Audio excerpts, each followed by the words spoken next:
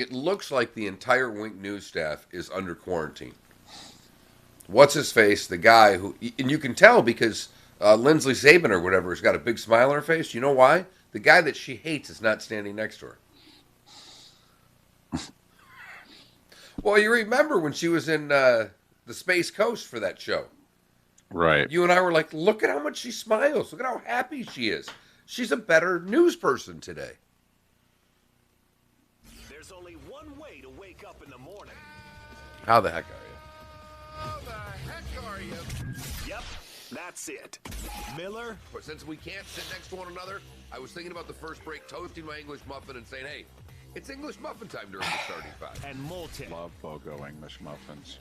You throw one on the counter. They're still BOGO. Got them yesterday. For a week. Almost took a picture and tweeted it out. Got BOGO. It's like, hey, knock yourself out.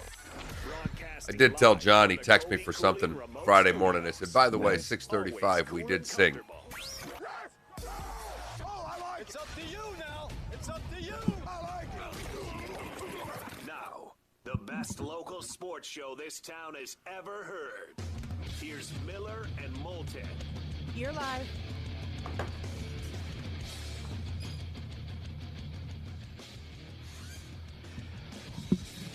How the heck are you, Miller and Moulton, on this Monday? Hope you had a good weekend. Of course, our definition of a good weekend has evolved in 2020 and not necessarily in the right direction. The top of the morning anyway. Miller and Moulton, Southwest Florida's Fox Sports Radio. We're streaming once again at millerandmoulton.com. We're broadcasting live once again on the Miller and Moulton YouTube and twitch.tv channels. Top of the morning to you, Mark. How are you? Fantastic. Good morning. How are you, David? How was your weekend? Oh, well, it was just a rip-roaring, raucous good time, as always. Woohoo! Yeah, baby. Didn't leave the house, huh? Let's see. I mean, other than takeout. Did you leave the house other than takeout? No, not really. No. I will say though, had an experience yesterday that I have not had in the last couple months. Went to McDonald's yesterday, not for me. And that was very tough. That you know, to stop Wait a me in minute. my tracks. Wait a minute. Your wife sent you McDonald's for her? Well, we have a family that we mentor. Okay. All right. And all of their summertime activities have been canceled because of the coronavirus. And so what we do is they get to pick whichever day on the weekend they want, and they come over to the house, and you know, they've got the pool. They've got our lanai, they've got our pool. They can knock themselves out. Gotcha. So you went and picked up some Mickey D's for them. Right. And then we buy lunch. And so lately we've had a certain routine going in which it's been either Burger King or Taco Bell. But, you know, every place has its own smell. Okay. You know, McDonald's has its own smell because of the fries. All right. And these are kids, so they wanted some fries. And so I had to go to the drive-thru at McDonald's and order food, none of it for me. Did the people at the drive-thru when you pulled, I mean, did bells and whistles go off? And then there's this huge sense of disappointment by the person taking the order when they found out it wasn't for you? No. Well, first off, because, you know, it's a few kids, so we ordered a decent amount of food. So I think the assumption was that some of it was for me. Fair enough. I mean, did they just say, hey, welcome, Mr. Moulton. Would you like a number 3 supersized? I don't know if they know me by name, but literally at the 2 windows, they both were like, hey, good to see you. How you been? Okay, that's when you know you were a bit of a regular. Or you have a problem. Okay, you can say all you want about drinking and other things, but I mean, when the McDonald's drive-thru people recognize you, David, you may have a problem. Well, listen, I mean, I think I may just have to go to the McDonald's on 41 in San Carlos Park just because there's a couple of people there I've got running conversations with. And I haven't talked to them in about 2.5 months. So I think I may just need to drive by later today and just go, "Hey, was thinking about you. How are you?" I think I've got No, to I didn't order anything, by the way. I don't owe you any money or anything. I'm just, just stopping by. Just wanted to say hi. Was thinking of you. Was even talking about you a little bit this morning. Don't ask. It's a long story. How you doing? Probably a little weird, but so the car was filling up with the smell of fries. And Mark, I have to admit, I mean, it was tough. I started shaking a little bit. I had to put both hands on the steering wheel just to keep the, SUV on the road.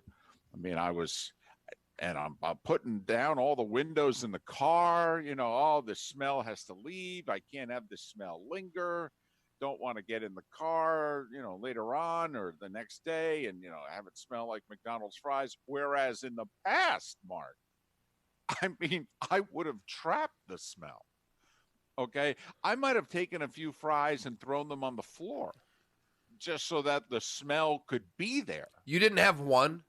No, I didn't. Is it like a Frito-Lay potato chip? You can't have just one? If you would have had one of the kids' fries, it would have been 3 bags down? Well, no, because I think it would have been obvious. Plus, I mean, when I came back in the house with the food, I think the wife, like a hawk, was looking into the cartons of fries to see what they looked like. And which she had that look in her eye, kind of like, I'll know if they're only 90%. She was skim the top off. She was looking. Large fries. What she was really looking for was a double cheeseburger wrapper. Yes. Don't kid yourself. That was the first thing. Did he have it and bury it? Right. I mean, is there a receipt in here? I want to see what you purchased versus what made it home to the house. Absolutely. It's what I would have done if I was her. It's the first move I'd make. Let me see your wallet and let me see the receipt. So, and literally I was getting grilled by, one of the youngsters who was over at the house. So when's the last time you had fast food? When's the last time you went to McDonald's? I'm like, hey, take it easy now. I don't need to be answering these questions. I'm emotionally fragile when you bring up this stuff. This was my wheelhouse. I now have not a wheel nor a house. I mean, take it easy here. You just, by the way, we bought lunch. Don't haunt the hosts here. Let me just give you a little peace of mind. You still have, I believe, all of today and tomorrow before the new public specials kick in, and it's still BOGO English muffins. I mean, if I could at least leave you on a good note, it's still BOGO English muffins. I did get friends texting me pictures of the BOGO English muffin display over the weekend. At least tremendous. I know they're paying attention. Tremendous. Now, I don't know how most people feel, but I usually wait till I'm down to the final package of 6 before I feel that it's, a need to go, do BOGO again. But I know you can freeze them. Yeah, it's worked out really well with us because, one of us is doing the high fiber. That's me. Wife's doing the multi-grain, whatever, lower calorie one. It pretty much gets us through a week. It's fantastic. So, I mean, just a little saving grace, David. You might have to sneak over. I always notice that the skinny people are always doing the low-calorie, healthier options. Have you noticed that? I don't know. Someone had told me President Trump made a comment. I know he's made a lot of them, but he made a comment that he's never seen a skinny person drinking a Diet Coke, and I think that's the most accurate thing the man said since he's been in office. I really do. I don't mean he said some things that are right, some things are wrong. That right there is the most accurate thing the man's ever said. Right. Because I really haven't. Him and Fauci can go head to head on that one. Okay. And I think the orange guy wins that one, and I think he wins it going away. He could say to Fauci and Birx, "I'll take my side of the argument. You take the other." Right. All right. Winner gets to speak. All right, at the next presser. How about that? So I have an interesting day ahead of me today, David. We had a great weekend. My mother took my daughter, drove her down to Marco on Friday, and we had dinner with friends on Friday night. Everybody was masked up. We ate outside. It was terrific. It was a friend of ours' birthday. And then we went with them on Saturday boating. And Saturday was not a terrific day. Saturday was a little overcast. It was a little breezy. but it was a great day to be boating. Right. Because it's not so As damn hot. Right. But it's also a tough day to be boating because you don't feel the sun. And I try to be very good about applying sunscreen. I've been here long enough. I go to the dermatologist once a year, get yelled at for being in the sun too much, and then try to apply and reapply. Now, do you apply the way Mark Zuckerberg applies? I don't know if anybody saw over the weekend. He was, I think, in Hawaii, and he made himself look like the mummy. Okay, he had so much of it on. He was very well protected, and I was not that well protected. Okay. And it turns out after a few cocktails that I went to bed early Saturday and woke up with a bit of a sunburn. Now, I only say that because today is my 1 day a year trip to the dermatologist, and my back looks like a lobster. So of all the times to Correct. Get a little bit of a sunburn. 2 days before my annual dermatologist appointment where she is going to scold me for 20 minutes today. I'm going to get yelled at like a child.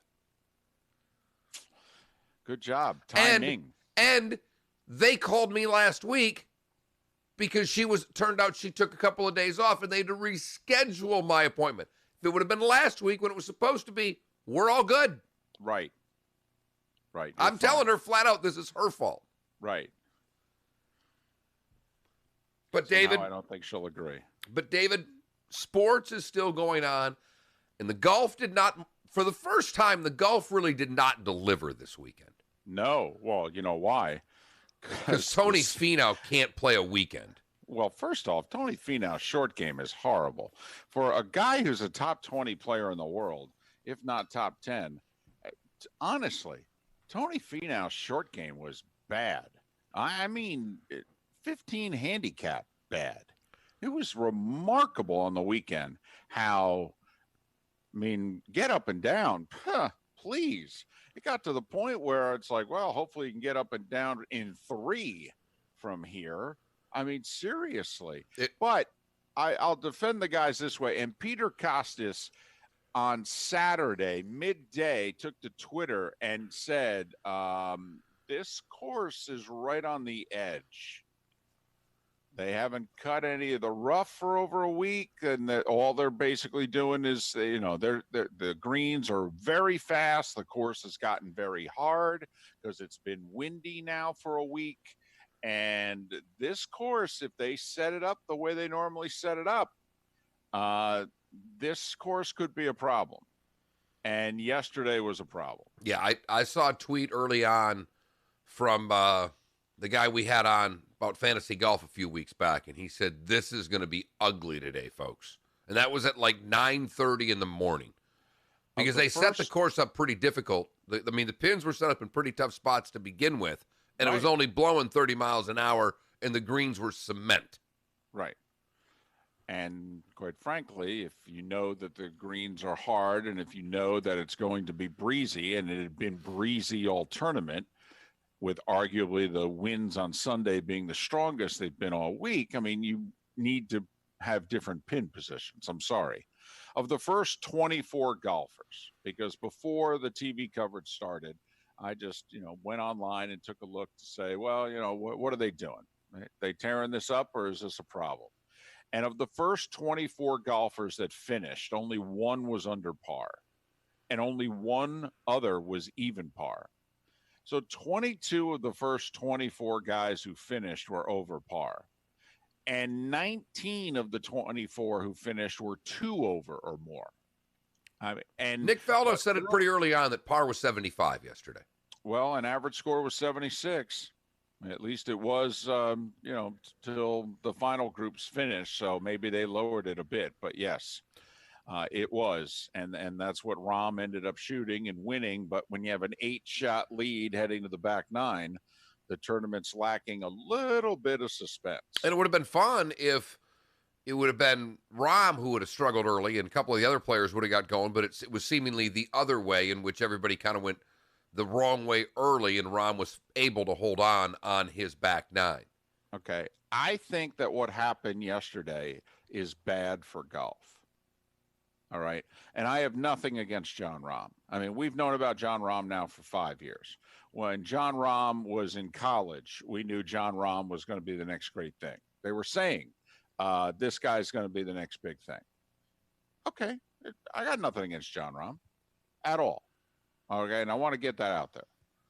But I never think it's good for golf when the quote unquote number one player in the world, which is what John Rahm became yesterday by winning, when the number one player in the world hasn't won a major. I don't think it's a good look for golf. Same thing in tennis. All right. And I was a big Caroline Wozniacki fan. Loved her, loved watching her game, the whole deal. But she was number one a couple times, having never won a major. And I thought, this is not a good look. It's just not a good look for the sport. I'm sorry. Interesting take. You're probably right, David. I guess I'm one of those people that could give two blanks who the number one in the world is about golf. And that's why when I made the comment, you got all over me last week that Rory's been disappointing. He's the number one player in the world. Well, great. He hasn't won a major in 5 years. It's the same damn thing to me. What's the difference? And I know he's won a bunch, but there's no difference between the last 5 years of John Rahm and Rory McIlroy. And I'm not, but you and I are very different when it comes to you love the data and the statistical things about any sport, and I think I'm more of a feel guy. Watch it and see what happens. I think we've always had that little difference between the two of us. Well, but I'll hit you from both aspects. First off, does it feel like John Rahm's the best player in the world? I don't know, David. Every week but David, every week I watch, I don't care. I watch the tournament, and I'm watching the guys that are playing great for those 4 days. I have never once in 50, almost 1 years on the planet, cared who the number one tennis player was, who the number one golfer was. It's not something that interests me. Okay, but it interests the sport that they're in. All right, it does. It's a big deal in golf. It's a big deal in tennis to become number one in the world. All right, and John Rahm addressed this after the round on Saturday, in which he knew that and he had a 4-shot lead heading into Sunday, and they said, hey, if you win, you're the number one player in the world. Is this a big deal? And he went, oh, yeah, I'm not sugarcoating this. Damn right this is a big deal. Never mind the fact I'd only be the second Spaniard to ever be number one, and Seve was the other. And he did it at the same young age Seve did, which is really impressive and very cool. And I'm not belittling the ranking, no, David. I don't want you to think that I'm belittling the ranking. Big deal to you, but I'm just saying in the sport, it's a big deal. Yes. Okay, just like, listen, let's face it. All right, you and I, we don't care about the FedEx Cup. But they're trying their damnedest. Okay, they just FedEx pays a ton of money. Okay, before that it was the Schwab Cup, and when you're paying that much money to a sport, they do all they can to make this seem like a big deal. Okay, it's like the PGA Tour with the players. It's the fifth major. Okay, you can you keep saying that. Whatever. Okay, no offense, there's 4 of them. And, you're the AAC. I don't know what to tell you. Okay, it's not. We don't even think that highly of the 4th one, so don't try to give us a 5th. Yeah, I'm just sorry. And not to say it's not a good course and you haven't had good champions and all that. It's just like, hey, Memphis and UCF are really good. It's not like they can't beat just about anybody. But I don't know what to tell you. The system's set up the way it's set up, and you're not part of the top tier. Maybe one day you will be. We can argue whether or not you should be, but you're not right now. But to me, if you're a sport in which this is a big deal, like, I'm sorry. To me, you know who the number one player in golf is still? It's Brooks Koepka. Okay, now we haven't had a major in a long time. I mean, let's be honest. We haven't. We haven't had a major in a year.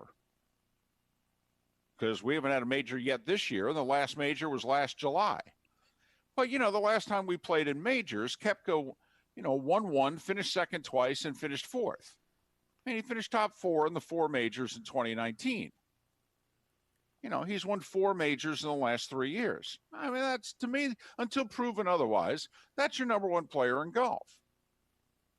Even though he shot 80 yesterday, which might be an indication that maybe the course was a little tricked up. But that's all. I just don't think it's a good look for the sport when you have a number one player. Now, granted, it's a little better when they're young because obviously they've had less opportunities to win that major.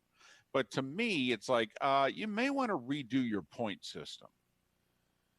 I don't know how you're figuring this out, okay? But I don't know if a guy who's never won a major, and let's be honest, a guy who's barely contended. I mean, Rahm's been near the leaderboard on Sunday in like 2 majors. But I don't think John Rahm's ever come down the stretch of a major having a chance to win.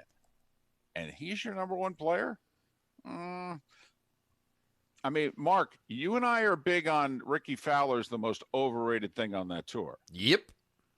Okay, and that's kind of what I'm thinking. It's like, man, if we have that logic, okay, and you want to pound, John Rahm's the new number 1. Really? Really? You might want to sit down and take a look at your point system. John Rahm is the number 1 player in the world? Not a top 5 player. These are things, like you mentioned tennis, these are things, if you go back over the last, 15 years, this happens from time to time when there is a void of the what quote-unquote greats winning big tournaments. And you're right on Koepka right now. He's the guy for the majors. We'll see when we have him again. Because the good news is we're going to keep playing golf.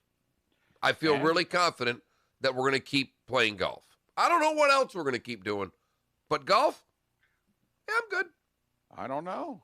Everything else, despite all of the headlines in this country, the sports world, Mark, I mean, you joked on Friday that, we just need to keep Hank Stramming it. We just need to keep matriculating that ball down the field. I don't know about you, Mark, but from the last time we did a show, was there a hiccup in the sports world? They kept racing. They kept playing golf. They played baseball. They're playing basketball. They're playing hockey. I think the sports world is much. The NFL even sent out an email saying, "Hey, rookies better be in camp by Tuesday." Don't know what to tell you. Yeah, and all the NFL players are going to Twitter going, you guys don't really have any protocols going, and the Toronto Blue Jays weren't allowed to play in Canada. I don't want to go the other way on you, but there have been a couple of things, David, that I've seen that make me a little more nervous for at least football, because the players are, well, for the first time ever, they're voicing their opinions on the lack of preparation that their league has taken. The other sports, yes, they are starting to practice. They are starting to do some things. Hell, David, I watched a preseason baseball game last night. Whoa! Hey now. What the heck is going on here? Preseason baseball in what I like to call the new NBA. That's NASCAR. Turn it on with 8 laps. You'll get a caution and a green-white checker, because that's what they do every single week. The starting 5 is next. David Sampson, former president of the Marlins, will join us coming up at the top of the hour as the Major League Baseball season is a little more than 72 hours away from getting underway. Starting 5 when we come back. Hope you had a good weekend. Thanks for starting your week off with us. We're Miller and Moulton. This is Southwest Florida's Fox Sports Radio. Boys of NASCAR are back on the track. So, I have a poll question. And welcome to Twitch, everyone, this morning. And I'll just start with this poll question inside of the Twitch chat room. Triscuits, wicker furniture or a real cracker? Because I think Triscuits are the Outback Steakhouse of crackers. I think they're the worst thing that has ever been created on God's earth. And you and Outback. My God. Did you notice I retweeted a ad of theirs? It's, I was feeling it the other day, Dave. It's about a week ago. You and Outback. They tweeted out an advertisement. And, if I can find it. It's been a while. Something, it was like a reminder, blah, blah, blah, about this, that, and the other. And I put, friendly reminder that we deliver. And yes, our food is indeed fire. And I said, another friendly reminder 30 minutes after dinner, you have a violent explosion on the toilet from the dog food they serve. Alrighty then. Yep.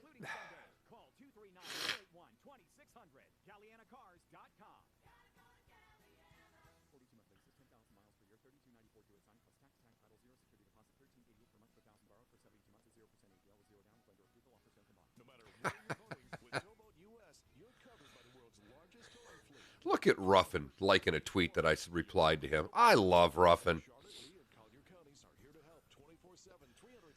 Somebody had taken a picture.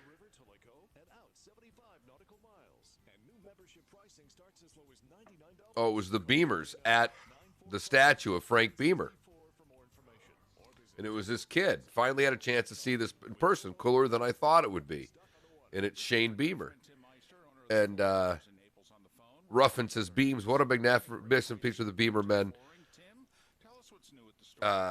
Great, and well-earned, deserving honor. Coach Beamer is one of the finest people I ever met. I'm like, if Ruffin says so, it's true. No need to fact check. It's Ruffin checked.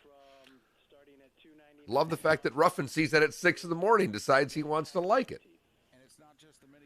They taste like bark on. Yes, Estero. They're awful. Yeah, they're not good. And unfortunately, they're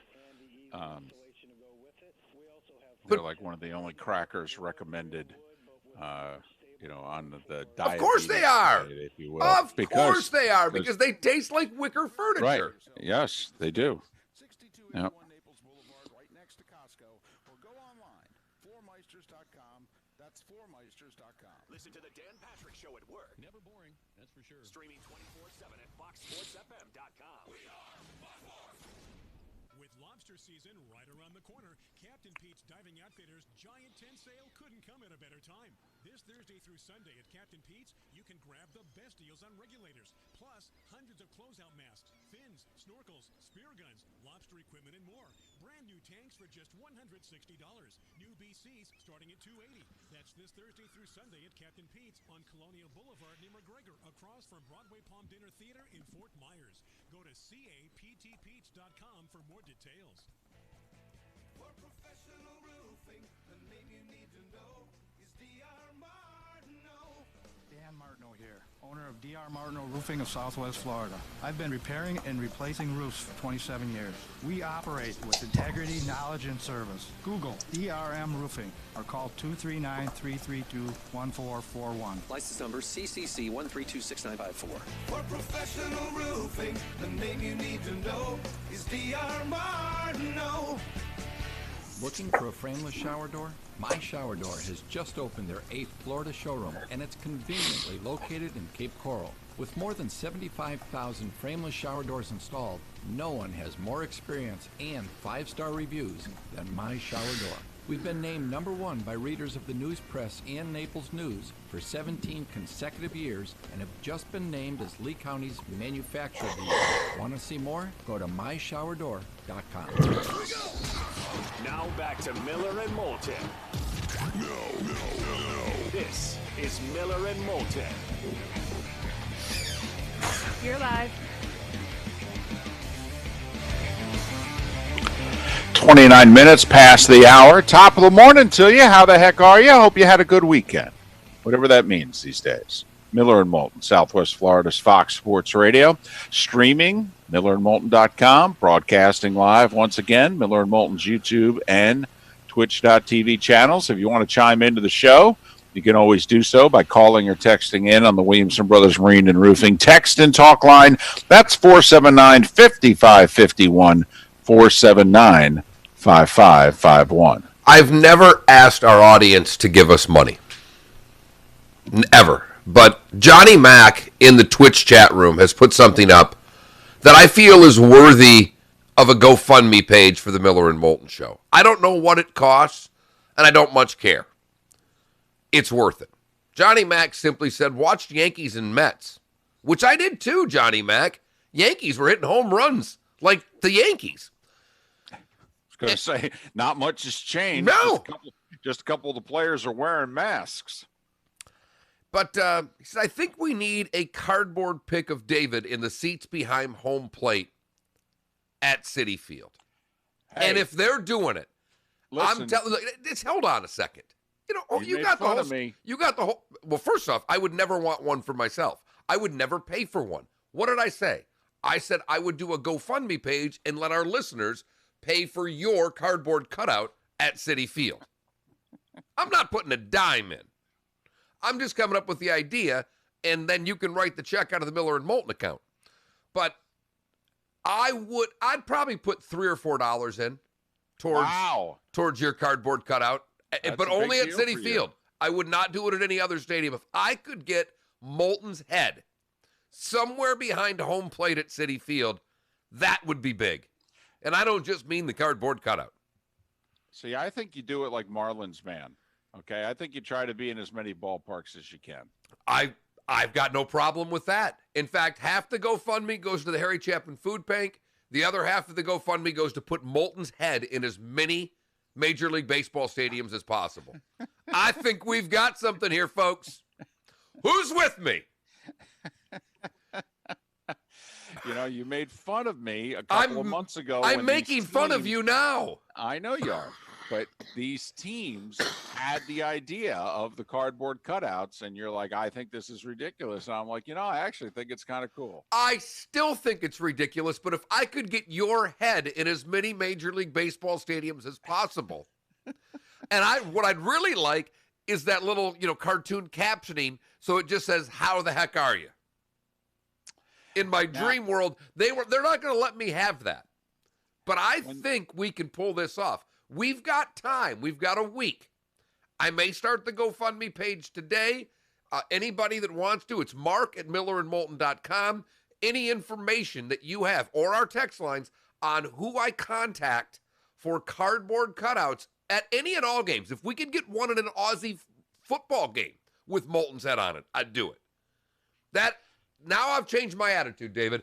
I've turned to 180. As many places as I can get that head in stadiums, I'm doing it. Now, here's my question. Are all heads the same size in terms of cardboard cutouts, or are they lifelike in that, let's face it, when we go to games, sometimes we sit behind people who just have a bigger melon than others? Correct. And yours is that melon. Yes. I want actual size. Right. I want actual size. I think we're onto something here. Right. My melon's one of the bigger greens on the course. Yes, it is. A lot more pin placements with my melon than most others. It's round. Yes. I don't know where we're putting the bunkers, but there's a lot of different places we could put the pin. Right. There might not be a lot of contour to it, but there's a lot of circumference. You are correct. With that being said, time now for The starting five big stories that you need to know. This is Miller and Moulton's starting five. Fox Sports Radio and FoxSportsFM.com. Johnny Mack in our Twitch chat room says, I'm in as long as it has a hat that is way too small on top of it. Oh, even better. Yes, Johnny. Yes, no way to get around it. I'd be that country person who decides he's going to wear a hat, and it's like, look at him. That thing's not on his head. It's like resting on it. As we mentioned, Jon Rahm is the new #1 golfer in the world. He won Jack's tournament, the Memorial. He ends up winning it by 3. They added a 2-shot penalty post round on him, apparently before a chip shot.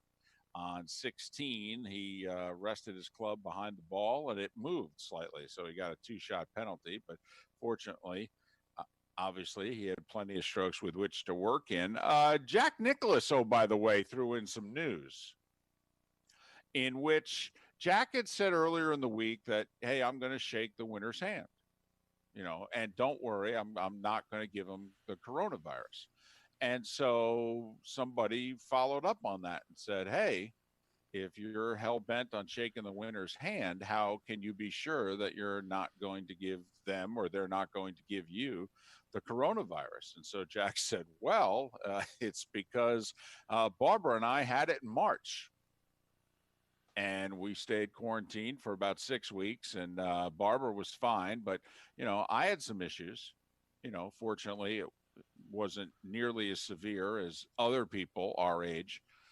But Jack made a little news yesterday. Oh, by the way, Barbara and I had the coronavirus, and they have a rather big family that is also in fairly close proximity to them. So for the two of them, okay, I mean, they got a few kids and grandkids. And they said, yeah, we did 6 weeks where we stayed away from everybody.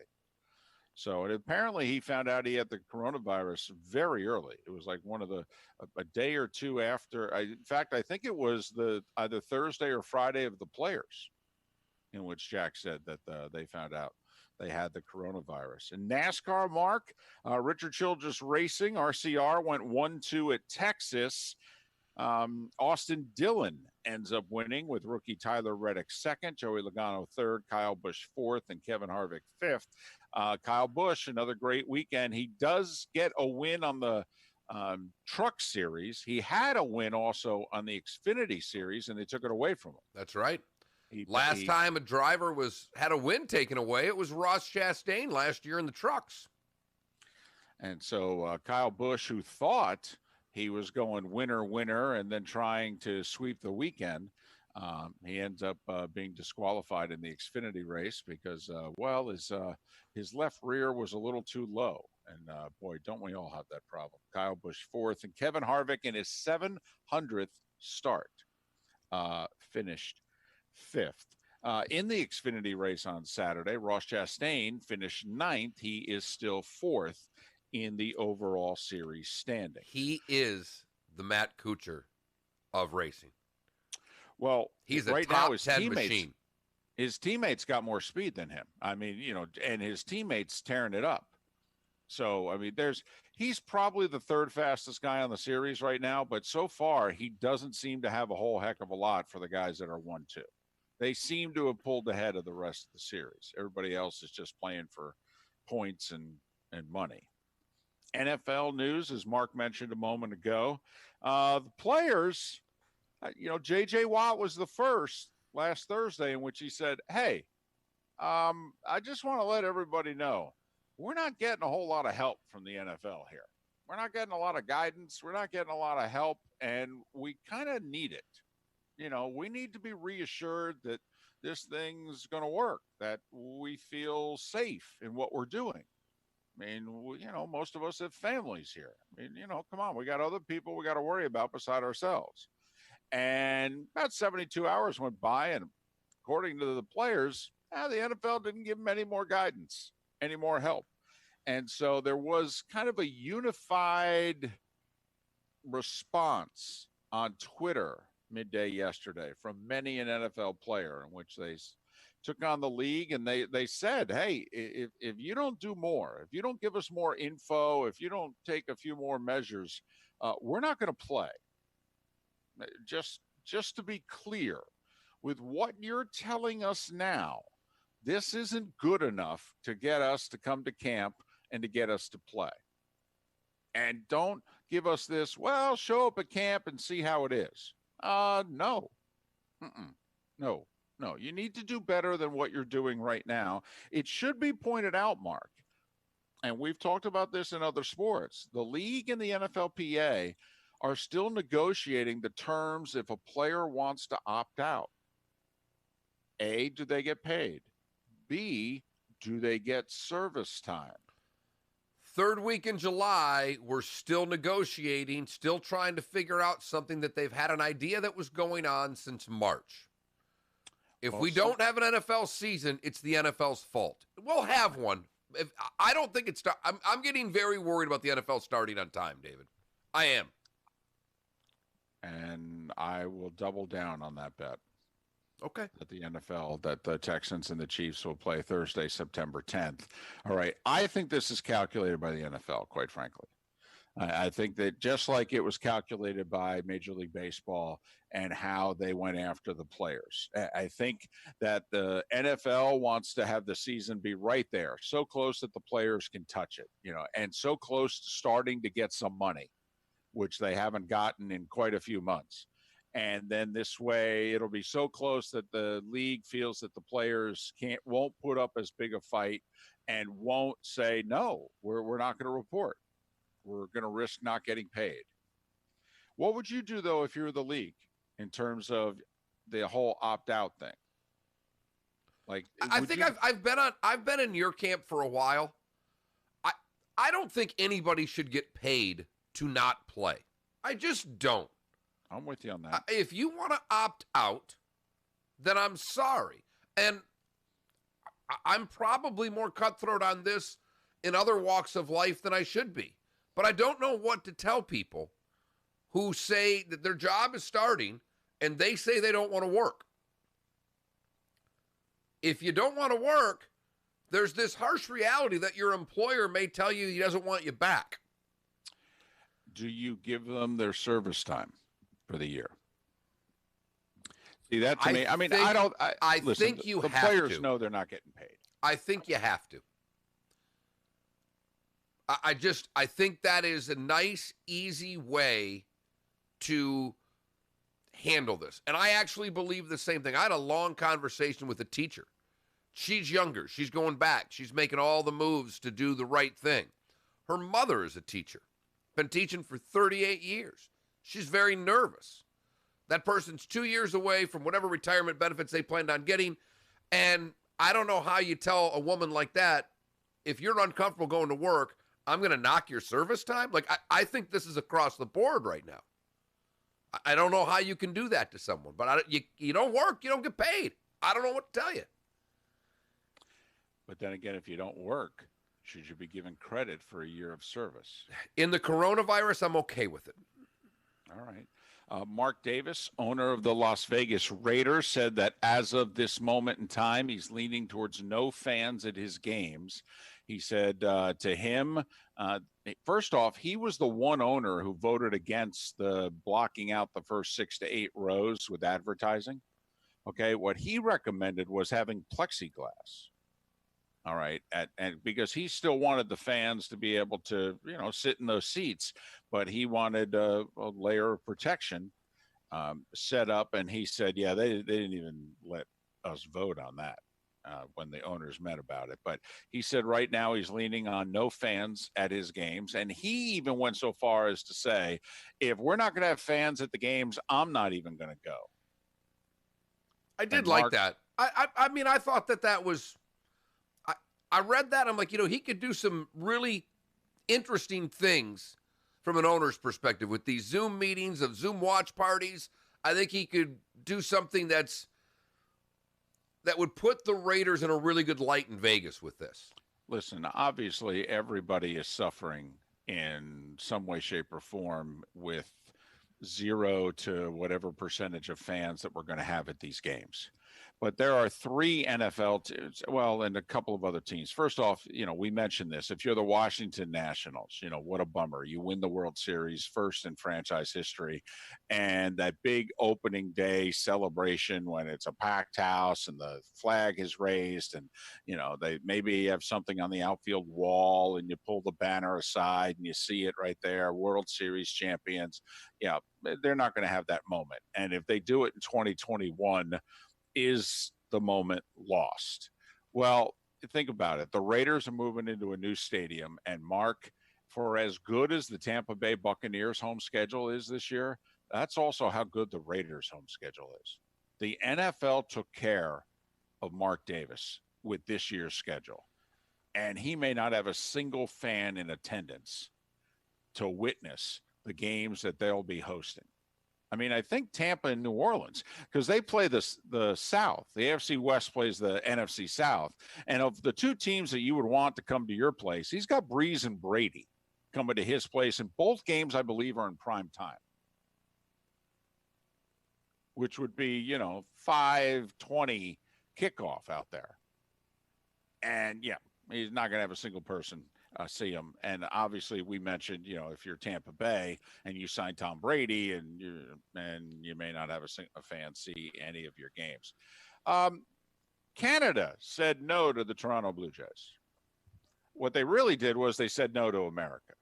They did not say no to the Toronto Blue Jays. That is, thank you. Thank you for correcting yourself. They told the United States of America, we don't even want your baseball players in here for 4 days because you don't know what the hell you're doing with the coronavirus. That's what they said. But what it means is that the Toronto Blue Jays will not be playing their games in Toronto. So now the question becomes, where should they play? Everybody said, well, nearest stadium, Buffalo, and they've got a AAA stadium. But the lights apparently are not of major league caliber. So are they going to have to play all their games during the day? There's a very interesting suggestion. B, do they go to their spring training complex in Dunedin? Really? Well, exactly. Florida doesn't seem like the place maybe to be going right now. But C, somebody made a very good suggestion, I believe. There's a minor league ballpark in Lakewood, New Jersey, in which, if you think about it, the East teams are going to play the other East teams. Well, outside of Atlanta, Miami, and Tampa Bay, this stadium, which apparently is a really good minor league stadium, and the lighting is of major league caliber, they could play all their home games there. They could bus easily to play the Yankees, the Mets, the Phillies, the Orioles, and the Nats. They would not have a bus trip of more than 3 hours. And they could play their home games and play all those opponents.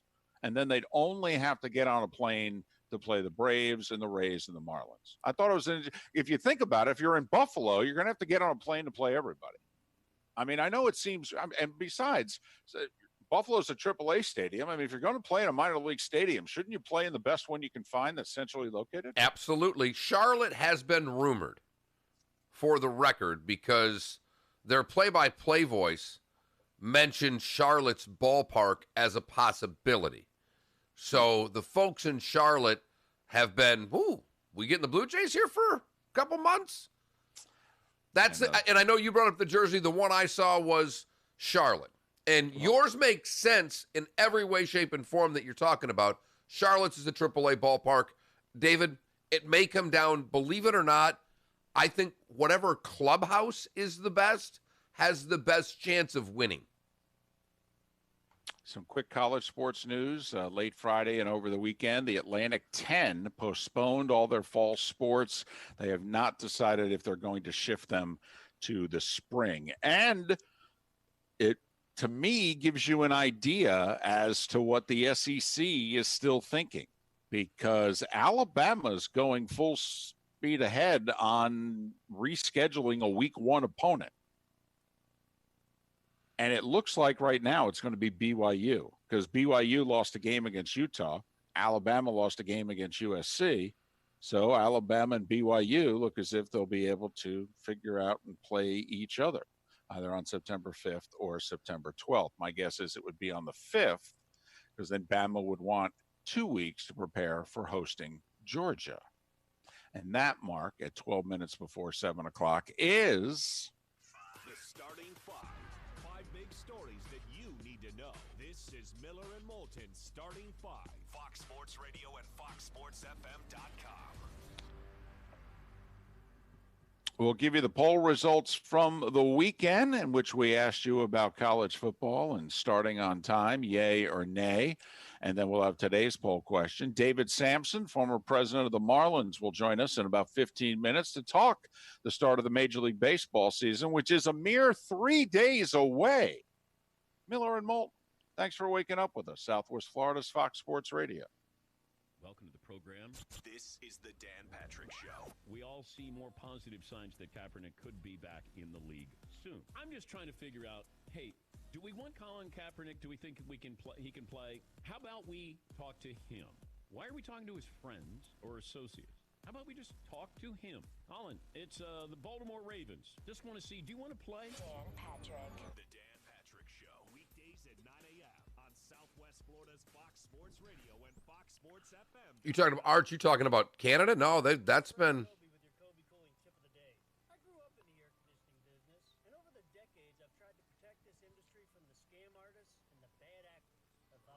Well, Seth, I think much like the NHL, I think that baseball waited and was probably, I don't think that Canada wanted to tell the Jays they had to move. I think they waited as long as they possibly could, but we can't get our blank together. I guarantee you that the Jays and the Canadian government were talking daily. The world has made it known that we're not welcome. The flippin' Bahamas. I've been to the Bahamas. The Bahamas is a third world country most everywhere there. And they don't want us. I'm doing it the way my dad did it, and my kids will follow suit. License CACO 57313. Hardee's presents the new spicy Western bacon cheeseburger. It's just I don't know what to tell you. Except for Triscuits suck. bacon and onion rings and topped with tangy barbecue sauce. They do. But we added spicy jalapenos and They milk do. lumberjack cheese. And my wife bought 2 boxes of them. Ugh. I know. I hate them. Why are we using this Absolutely whip? hate them. Explain it, because jalapenos sound like this.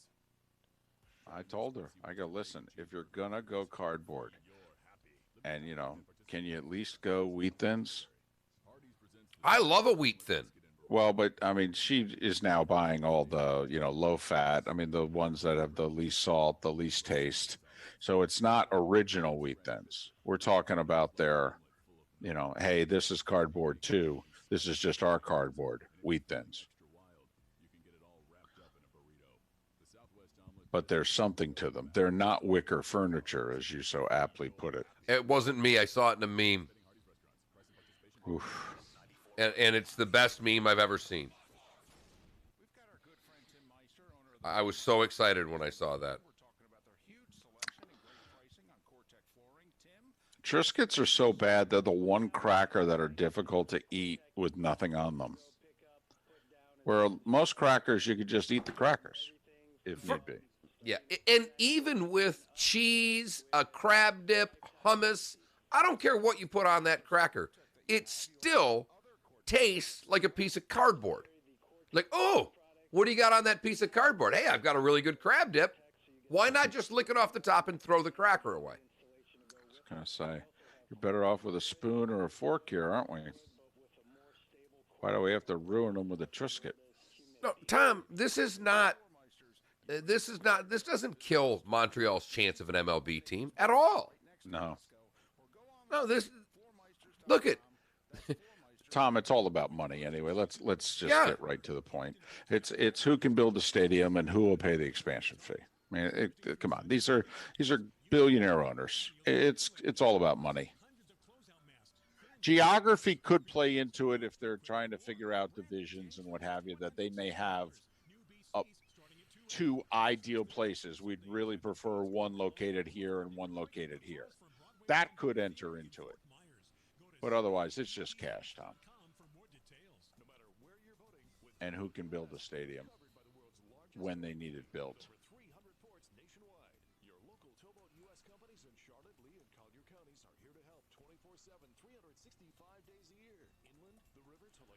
I do think that Manfred and the owners, in terms of a time frame, for those that are interested, after whatever's going to happen with the CBA and strike or whatever, once that gets settled, then I think Manfred and the owners put Oakland and Tampa Bay on the clock. You're live. 7 minutes before the top of the hour, David Sampson, former president of the Marlins, now with CBS Sports, talking baseball. He'll join us just after the top of the hour here on Miller and Moulton. Our poll question, which we left up throughout the weekend, I believe, and it was, is the college football season going to start on time? And 83% of you said no. And that also means we have, it wasn't in the question, but at least in terms of the show, David threw out week 0 because no one even cares about week 0 this year. This is basically, are we going to have college football Labor Day weekend? Right. And I say yes. And I still say yes, despite everything that's going on and the numbers and what have you. I say yes. I think the SEC, the ACC, and the Big 12 are going to stick their necks out here. I really do. And they're going to give it a shot. And it's their way of not only appeasing themselves, but I think it's also their way of kind of taking a jab at the Big 10 and the Pac-12. And now the Big 10 and the Pac-12 may get the last laugh, but I think they're going to do it, Mark. I really do. David, it is, it's tough for me to take the other side right now. One, there's time. And that is I think the biggest thing that you and I have tried to point out throughout this is that every time things change so quickly, we try to point out the time. But I do think we're coming under the gun with time simply because the coaches feel they need X amount of time to get their players ready for a game. And as practices are being delayed and stopped and workouts being canceled, that leads me to think that we may delay the start of the season. But I cannot argue the point that you're making about the SEC, the Big 12, and the ACC. I know we try to stay in our lane, but you also look at the governors of the majority of these states and the way that they are thinking. It seems that the universities are in line with their governors, and we have turned this incredibly political, and I don't think that changes much. So it's hard for me to sit there and hear what you're saying and say, yeah, you're wrong, because there's no indication from Greg Sankey that they're slowing this sucker down one bit. There's no indication from the Big 12 that they're slowing this sucker down one bit. When Alabama and Oklahoma, the two leaders in each conference, are trying to move games up and reschedule games, that tells you everything you need to know about how much they want to play football. Now, it can change on a dime.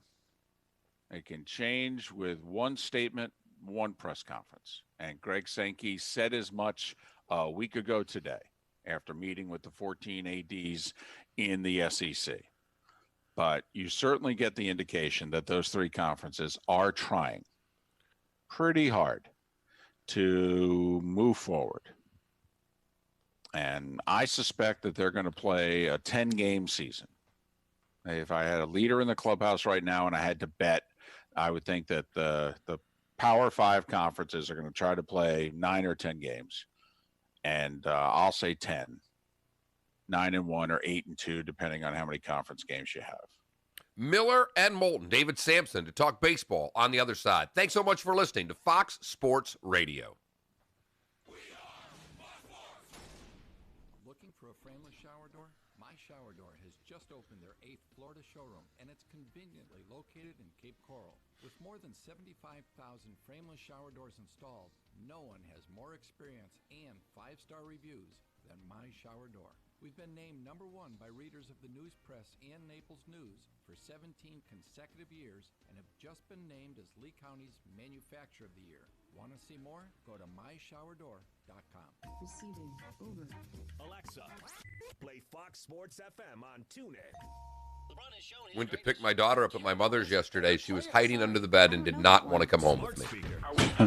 Okay. Well, and I looked right at her because I said to my wife before I left, I go, God, wonder if I could just let her stay another night.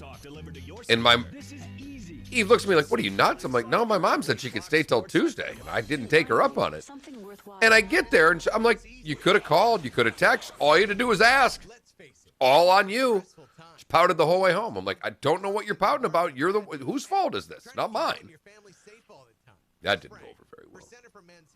During these stressful times, your mood is so critical, and nothing's more. So Eve would have been okay if you called from your mom's and said, "Oh no!" Once I was down there, I told my no. I wasn't okay with it. Once I make the 45-minute drive to Marco Island and had to endure the rain I had to endure on the way down, not to mention driving through two streets where the car I thought was going to get flooded by the water. No. We're coming home. I'm not making that trip twice. But all she had to do was make the call at 2 o'clock and say, can I spend one more night at Grammy? And I'm like, hell yes! I've lost 20 pounds because now I have the energy to work out from home. And that'll put you in a good mood, too. C4MH.com's express treatment plan is convenient, affordable, and above all... Of course, the main reason she likes it is that my mother just got a sleep number bed, so she can play in the, Oh. WFSX AM from Naples to Cape Coral and all of Southwest Florida. 103.3 Fox Sports Radio. Poll question. Here's what's trending now. Brought to you by the Center for Men's Health. C4MH.com. Which abbreviated season are you most fired up for? Baseball, hockey, basketball? Okay. That's just that just came off the top there. Yeah, sure.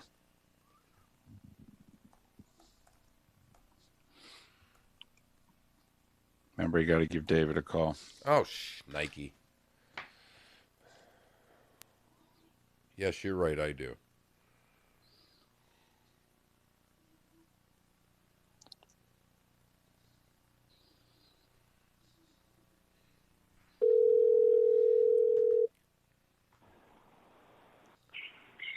Hello. Good morning, David. How are you?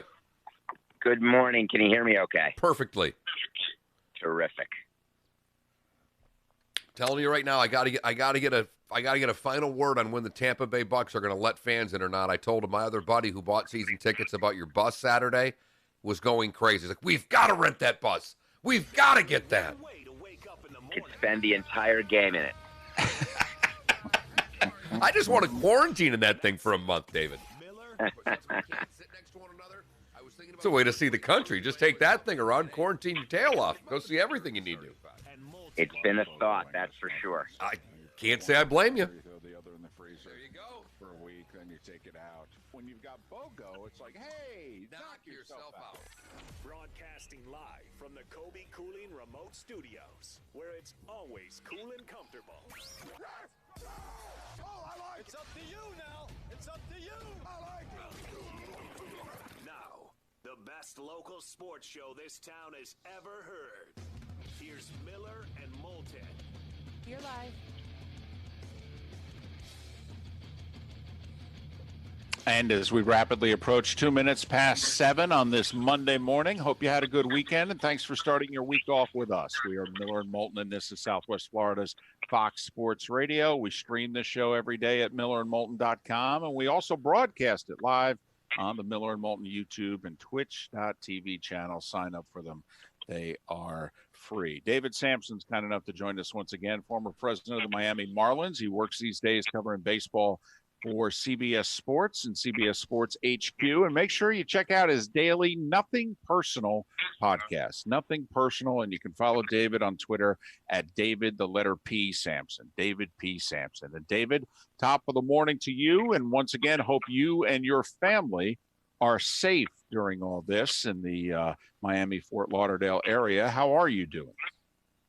Good morning. It is. I'm doing great here. Just being careful and being smart, but I do wish that the epicenter would move out of South Florida.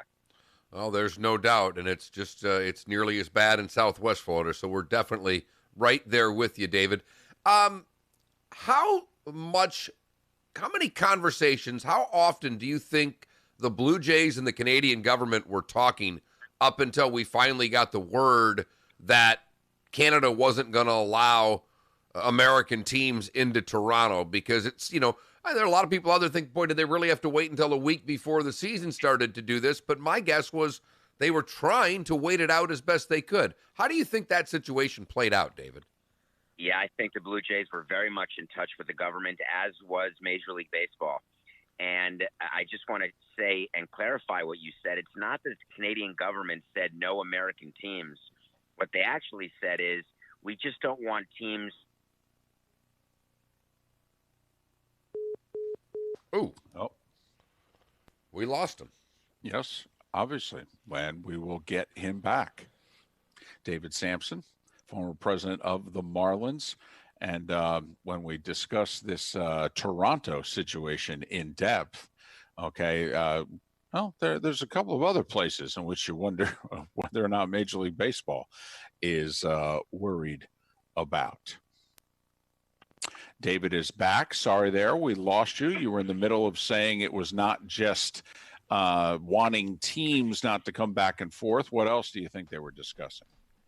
Yeah, they were discussing what was going to happen with coronavirus in different parts of the United States, but also they were taking the temperature of Canadians and realizing that they'd done such a good job in Canada of keeping the curve completely flat, not having a second wave, that they just didn't want to risk it, and they weren't convinced that players would pay attention to the protocol and stay in their room and not violate it, and they didn't want the Blue Jays players going back and forth to the U.S. either. So if everyone could have been in Canada the way the NHL is, then the Blue Jays could have played in Toronto. But the government just didn't want the back and forth, and I don't blame them. Who would want to go back and forth right now to America? We're with you. It didn't hit me by a great surprise. Now what for the Jays? This is something David, I ask you because this to me would be the things you'd be handling right now. If you're working for a team, what's going on in that Jays office? What are they going to try to figure out of where they're going to play? I've heard Charlotte. David's heard New Jersey. Where do they end up going? So I think they end up going to Buffalo, but their GM and their president, Mark Shapiro's the president and Atkins is the GM. They made a small mistake where they went public and acknowledged that the players want to play in a major league facility. And they said they'd like to get that done for the players so they can be looked at as a management-friendly team. The problem is if I'm hosting a major league team, let's say the Rays, I don't want another team in my facility because that means there'll have to be extra cleaning, and that means there's more people around, even though they're around on alternate days. So you'd have to make the schedule so you wouldn't have games at the same time, obviously. But then you're going to have more players in proximity. Even if they're not in the clubhouse at the same time, they'd be sharing the clubhouse. So I wouldn't want to, selfishly, in a sprint season like this, risk having any of my players get sick because there's extra players around. So I think they end up at a minor league facility. I think Buffalo makes the most sense. So I will see what happens, but it has to happen quickly. I thought last week, David, that someone said that Buffalo Stadium, the lighting, though, is not of major league caliber. Obviously, they play night games. They play AAA night games there, but apparently the lighting is not up to major league standards. I mean, we had a situation of that here in Southwest Florida a few years ago at Hammond Stadium, in which Twins players complained bitterly about the lighting, even at their spring training complex, and the county had to upgrade the lights because the players were telling the Twins, we don't want to play any night games. Is that something that would be a legitimate roadblock if the lighting's just not good enough, or could they just play day games like the Cubs back in the day? Well, baseball's been ready. They're not going to play just day games because of the TV contracts. You need to have night games. Yeah, and Rogers, obviously, not just owning the team, it's part of their TV deal as well. So nighttime games matter more. But the reality is that baseball's known about this, and so have the Blue Jays. So it's not as though they're looking at the Buffalo Lights for the first time right now. They're not looking at Charlotte or Jersey or Tampa or Pittsburgh. When you hear rumors come out that there's a different stadium being looked at, again, that's like when the quarantine first started and we heard about the Arizona bubble, then the Florida, Arizona, Texas bubble. Anytime anyone says anything, it becomes a rumor. So I wouldn't believe what you're hearing right now. The lights can be upgraded to make it okay to play Major League Baseball. Do you have a team that's off the beaten path that you're looking at right now, David, and you're saying, I have, we all know the Dodgers, the Yankees. We know the usual suspects. Is there a team or two you're looking at that you think is built for this sprint? I mean, you're going to think that I'm doing this simply because of where you are, but I'm not. I think the Tampa Bay Rays have a great chance to win the AL East. Everyone's giving it to the Yankees already. And the Rays have a really good team. And in a sprint season like this, anything can happen. And then go all the way to the West Coast with the Oakland A's. They're a very good team to begin with, and they could end up being better than the Astros this year. It depends on pitching. So this season is so variable. It is very difficult to imagine the favorites actually coming through and winning all across the board. I think there will be sleeper teams and there will be upsets. And that's sort of the excitement of this 60-game season. And David Moulton, that is. I mean, these are two teams that really know how to play in front of empty stadiums, so there should be a huge advantage for both Oakland and the Rays. Actually, who was it who's played for both the Marlins and the Rays? Was it Morrison? Okay, who joked and said, hey, listen, I'm used to this, okay? Trust me. I'll be fine. I don't know about everybody else, but I've played for the Marlins and the Rays. I'll be fine. Getting back to geography for a second, David, if you were still running the Marlins, would you be concerned about playing your games where you're located?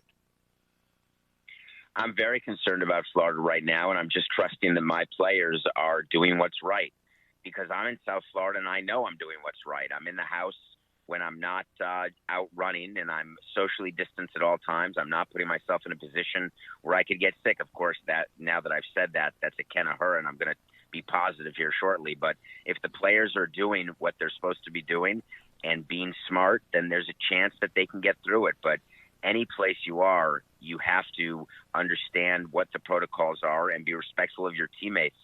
Never before has road behavior impacted a game the way it will this season. You see players in my career when they're out all night on the road and they come, hung over to the game and they're partying like it's 1984. And generally the teammates are laughing and joking about it and saying, get out there and play and take a shot of Red Bull. But now you may see less joking in the clubhouse because any sort of violation of the protocol could actually cost a team a chance at a ring. He's David Sampson, former president of the Marlins. He now talks baseball for CBS Sports and CBS Sports HQ. Make sure you check out his daily podcast, Nothing Personal. And you can follow David on Twitter at David P. Sampson. And David, to your point of the last answer, how confident are you that players will do that? I mean, we've had a lot of talks. There's been a lot of players that don't buy it. I was a minor league broadcaster in hockey for many a year. We referred to it as playing guilty, and many a player played many a road game guilty from time to time. It seems difficult to me for a group of young men to change their behavior so much. How confident are you that these players will do that when they're on the road? I think it's one of those things where it'll start off with complete compliance, and then as the days and weeks pass, I think teams will have a harder time. So if you've got teams who are out of the race, or you've got teams with players who don't care, or you've got teams where there's an exception made or a player goes out and there's no accountability or leadership inside the clubhouse, it's a young team, let's say, or it's a more veteran team with veterans who are not as engaged in the clubhouse politics, then I think that, as we get into August, there could be more problems. I think in the beginning, everyone is going to be super vigilant. But what I'm really looking at is what happens around the deadline, the new trade deadline, which is August 31st. It's going to be very telling. David, now that we're 72 hours out, do you think this is going to work in terms of the 60-game season? Just, I've referenced the 1981 strike year ad nauseum over the years on this show, so the audience doesn't want to hear me talk about it again. But I love that minor league baseball splits almost every one of their seasons in half, and it's 2 70-game seasons. And so we, in essence, have that here, we only have one. And it excites me in theory, but at Major League Baseball, a 60-game season, I feel almost as if this is insulting. Deep down, do you think this will work in terms of an excitement that the fans will buy this?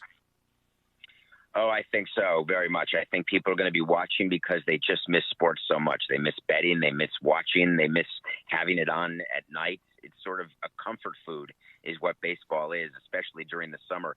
And people have lost track of time and day. They don't really realize that we're in the middle of summer right now, and the NBA is going to start, the NHL is going to start, and all of a sudden there's just going to be a huge amount of sports all at once.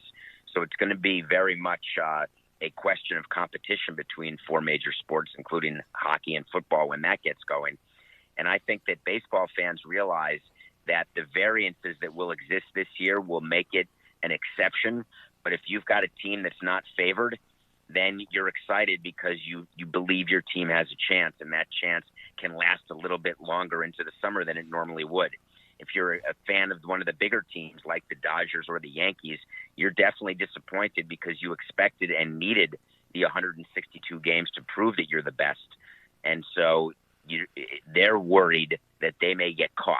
I don't think the Dodgers and Yankees will, but it's not impossible. What position area? What are you hearing about the shape of the players, of how ready they are, and if there's an area, starting pitching, relief pitching, where do you think the situation that they may be behind when we start next weekend is? So it makes me laugh every time there's a home run. Last night the Yankees hit 6 home runs. Just start the season. And, Aaron Judge hits 2. He's ready. Giancarlo hit 1. Go. Garrett Cole, what an outing. So it makes me smile because having been in the game, That's not what we're looking at. We're not looking at the results of a spring training game. We're looking at sort of bat speed. We're looking at physical readiness. We're looking at body shape. We're looking at players getting into routines, both with their arms and with their feet in terms of pitching and hitting.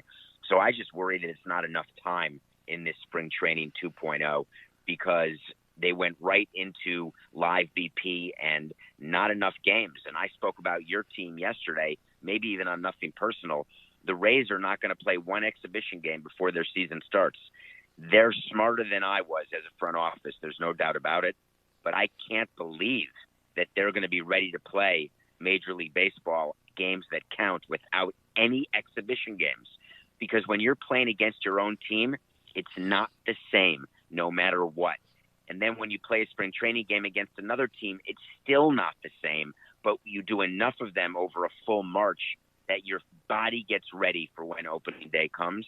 So I worry that starting pitchers are not ready, even though they think they are. And I worry that hitters are not ready, even though they think they are. It's tough to compare sports, but in this coronavirus phase that we're living and playing through, in golf, David, they've noticed that without fans, pace of play is much better. Much better. And also there have been a few guys who have commented that down the stretch of tournaments doesn't feel as nerve-wracking because, they're just, you don't have 30, 40,000 people screaming. You don't have the roars from one hole to the other. And as a player, you're not wondering, what went on there. Do you think that there is something that maybe baseball could be played at a little faster pace without a crowd, that there may be less dilly-dallying? Players aren't supposed to, lick their fingers and things of that nature. Do you think that also the final 3 innings maybe won't feel as pressure-packed? What do you think, if anything, will be different about the game with no fans? So remember back when there were riots in Baltimore and the Orioles and White Sox had a game without fans? It was a very, very quick game. I believe pace of action and pace of game will be faster this year. I think the rule changes will help, obviously, with the extra inning, having a man on second base to start the 10th inning. I also think having minimum batter rule for the relief pitchers, I think all those things will add up. I think from a player standpoint, what we would tell our players with the Marlins is don't expect the crowd to be what gets you up ready to play a game. Whether we have 4,000 people in the stands or 40,000 people, I understand that you like performing. You are an entertainer, a performer who likes to be in front of people. But you have to know that even if there's no one in the stands, there are millions of people watching you. There are millions of people listening to you. So my view to the players always was be motivated from within. Some players can do it. Some players cannot. As this season progresses, we'll be able to see a little bit who is self-motivated and who isn't. But I give you the caveat that over 60 games, we could have a hitter who's a 250 hitter hit 400. You just don't know. Well, remember just last year, the Mariners started 13-2. Now, 60 games in, I think they were 28-32, but still, they started 13-2. And if a team starts 13-2 here in the next couple of weeks, it'll be dominating the sport. David, once again, stay safe, be well, all the best to you and your family, and hopefully we can talk again in a few weeks. I look forward to it. Have a great day. Thank you. David Sampson's former president of the Miami Marlins, and he talks baseball, covers the sport for CBS Sports and CBS Sports HQ. And you can, check out his daily podcast, Nothing Personal. And you can follow David on Twitter at David, the letter P, Sampson, Samson, David P. Sampson on Twitter. Andrew Brandt's joined us for a lot of years, and I've made the comment, we get smarter when he's on the show. You learn baseball when David Sampson comes on. You learn the inside of how the business is run. Always enjoy getting David on the show. We do have a poll question up, David. We did it. So I wanted to get to it before the break. And we're ready to start sports. And we are a hockey market. And I'm not joking around when I say that. Our television numbers for the National Hockey League are spectacular. So we just asked, what abbreviated season are you most fired up to watch? NHL, NBA, MLB. Early voting. Hockey guys on fire with 57% of the vote in the early voting. Well, make it 60% because I just voted for the NHL also. It's going to be spectacular. I don't know how much changes with the NBA unless the coronavirus, quite frankly, rears its ugly head. Like I don't, to me, there were 3 teams tops. I didn't think Miami or Philly in the East could go the distance and get to the finals. I didn't think so. Capable of upsetting somebody? Sure. Capable of making it to the conference finals? Sure. But to me, I thought it was Milwaukee, Toronto, and an outside chance of Boston. Oh, and I think an outside chance of Philly. And I don't. I know, but you can't go 29-2 at home and not give them a shot. I got you. It's your opinion, my opinion. Not saying you're wrong. I'm just saying I throw Philly in there. Right. And to me, it's the 2 LA teams out west. Now, the coronavirus gets involved. I mean, you get one of the key players, obviously. I mean, the Lakers and the Clippers both have 2 go-to guys. For whatever reason, if one of them's not available for a playoff series, then the Denvers and the Utahs, okay. So to me, it will be interesting in the NBA. Does the coronavirus play a role, or if everyone is quote unquote healthy? To me, there's only 5 teams that can get to the finals and or win this thing. Meanwhile, in the NHL, there's 24. Yeah, there's 24 there's teams. 24. And, I think put it this way, I think there's 18 capable of getting to the finals. And if you want to pick out which 6 aren't, good luck. Yeah. I mean, it's true because we've seen 8 seeds. Yeah. Here. I mean, we've seen 8 seeds down 3-0 in the first round win the cup here in the last few years. So anything's possible. All bets are off. And yesterday was the first day in which I got a little fired up because I was watching the golf and the golf sucked. Unfortunately, just, if Rahm would have had the 42 on the front 9 and Tony Finau would have shot 36, then maybe we would have had a little bit more of a tournament. Right. But that didn't happen. And all of a sudden he's up by 8 shots or whatever it wasn't. But I still had it on in the background. And all of a sudden they show an advertisement for the NHL playoffs. The 2014 tournament, whatever hype they threw on it. Right. And I just sat there in my chair with a blank-eating grin on my face going, damn right. Give it to me. It was the first time in which I didn't think about the coronavirus. I didn't think about if sports are going to stop. I just, for 30 seconds, went, damn, man, we're going to have hockey pretty soon. That's awesome. We're going to have hockey, a week from Saturday? I believe so. Major League Baseball starts Thursday. There's 2 games Thursday night. I believe there's 2. And then everybody's playing this Friday. The NBA starts on the 30th. So it starts a week from Thursday. And the National Hockey League starts a week from Saturday. So the magic numbers, Mark, are 3, 10, and 12 for the start of Major League Baseball, the NBA, and the NHL. 3, 10, and 12. And we'll see if, in fact, NFL rookies are supposed to report by tomorrow. We'll see if that happens. Or if the union and some of the veteran players who are supposed to report a week from today, all right, say to their rookie brethren, yeah, you guys can't report. You put us in a bad spot. And meanwhile, they're like, hey, I got to make the team. And they're like, I don't know what to tell you. You guys show up. You put us in a bad spot next week. That's all I'm saying. So this will be very interesting what happens on the NFL labor front. Miller and Moulton. 479-5551. Chime in on anything that David Sampson had to say. 479-5551 on the Williamson Brothers Marine and Roofing text and talk line. Miller and Moulton nearly halfway home already on this Monday. Thanks for waking up with us on Southwest Florida's Fox Sports Radio. This is The Herd with Colin Cowherd. So, David, are you going to do shows the week I'm gone in August, or are you taking that week too? The week of the 3rd? No. Okay. Nope. Done. then my next point's irrelevant. I was going to say, since we're going to be gone, if you actually wanted to, I was going to say, do you want me to give you a key and just leave everything set up so it'd be easier here? Nope. Gotcha. I got her. I got the bot. I've already blocked the bot.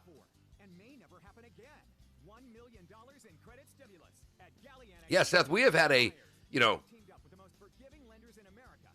we've had someone in the Twitch chat room give us a Justice League reference inside there, and then we have David Sampson give us a Prince reference. Wow, Seth, what the hell's going on? Oh, Super Friends, I'm sorry. Whatever. Super Friends, is that to be confused with Super Tramp?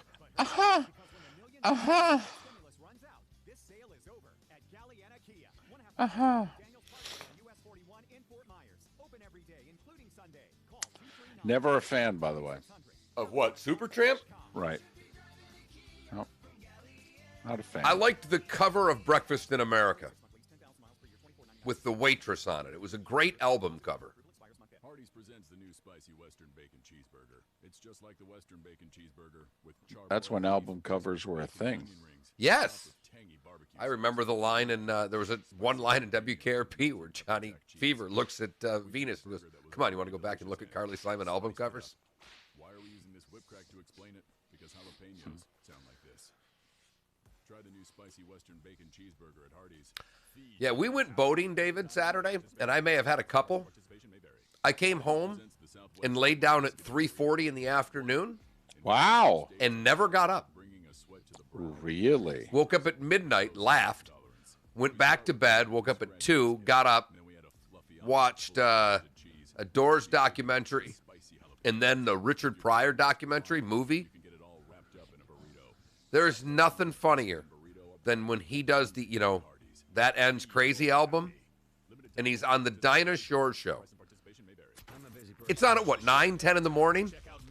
In some places it was, And yes. Dinah Shore's sitting there with 2 other women and Richard Pryor. If you remember, it was a pretty intimate couch, more so than any other show. This is basically The View before The View.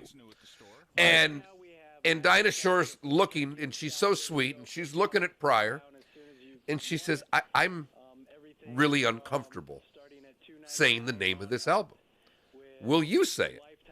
And so he says, That Ends Crazy. And there's, little kind of a nervous laughter by everybody. Dinah Shore looks at him. She says, what would you do if I said the name of the album? And he says, I'd punch you out.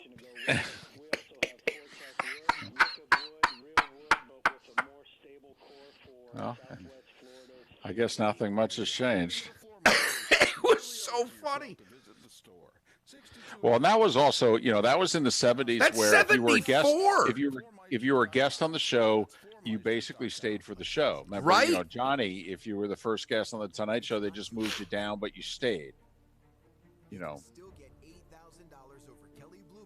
And then what I think is certain celebrities just basically said, hey, I'm not comfortable here, or, I'm not going to commit this much time to making this appearance on your show. Can I just do my thing and get out? But they did it all. It was really Letterman that said, yeah, I'm not interested in you sitting there. Right.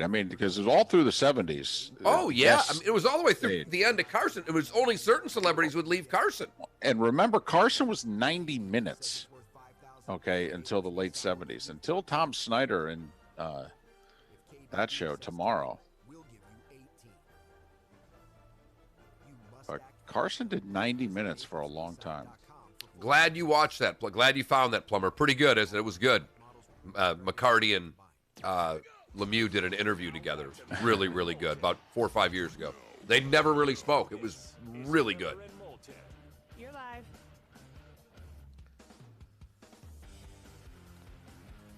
And we are halfway home as we approach 7:30 on this Monday. Top of the morning to you. How the heck are you? We are Miller and Moulton. This is Southwest Florida's Fox Sports Radio, streaming millerandmoulton.com, broadcasting live once again on the Miller and Moulton YouTube and Twitch.tv channels. You can chime into the show on the Williamson Brothers Marine and Roofing text and talk line, which is unchanged at 479-5551, 479-5551. David, there have been constants in this show. And for those that are part of our Twitch and YouTube family, they are now part of those constants. We have a continual running conversation during most commercial breaks that we get into their chat room text and go through that.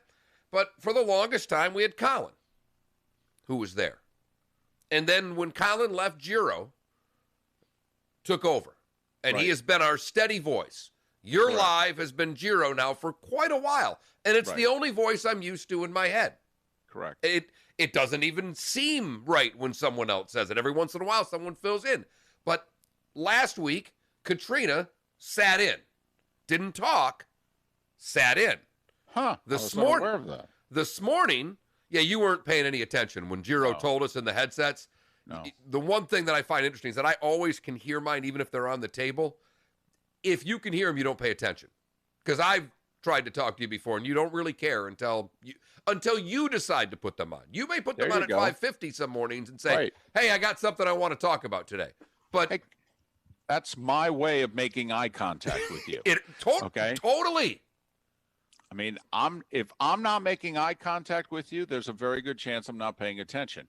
Hence, if I don't have my headphones on, there's a very good chance I'm not paying attention, and B, don't want to pay attention. That's the key.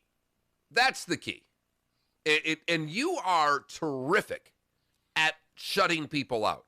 Yes. I mean, you can be in the room and not hear a damn thing. It's annoying as all get up for both your co-host and I'm sure your wife from time to time, but we know it to be true. Got to have the eye contact. She nearly stabbed me yesterday. Don't blame her. It was really bad, and I couldn't have been 8 feet from her. All right, but I had my back to her. I'm sitting in the recliner. I can't see her, so I'm not making eye contact. So I don't know what to tell you. I'm watching sports. I'm on Twitter.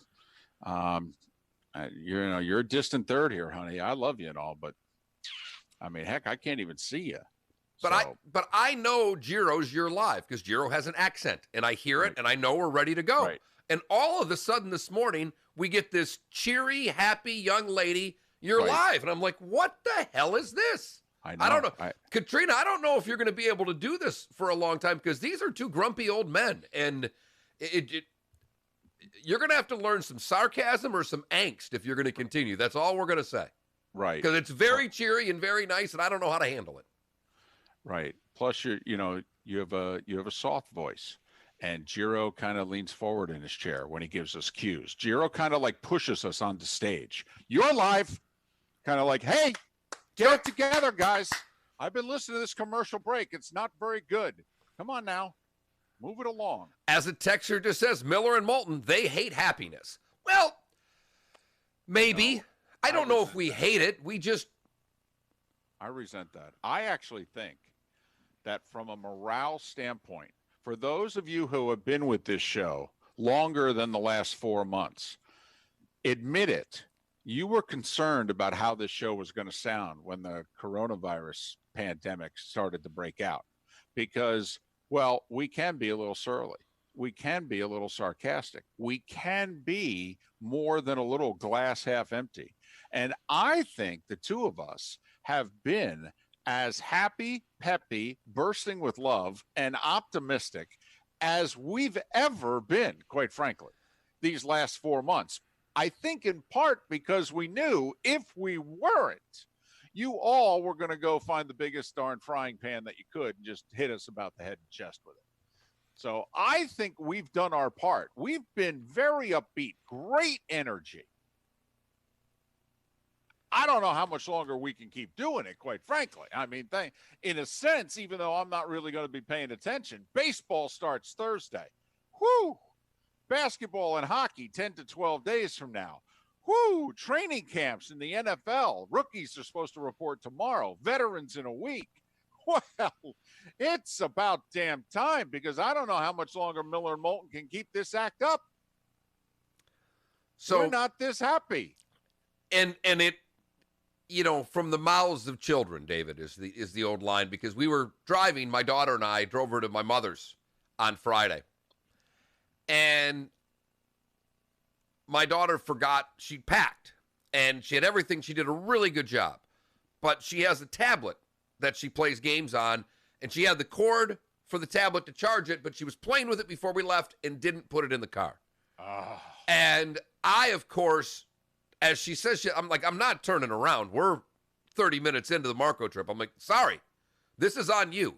You were in charge of packing, and this is on you. And I said, whose fault is this? And she got mad at me, and I gave a mocking laugh.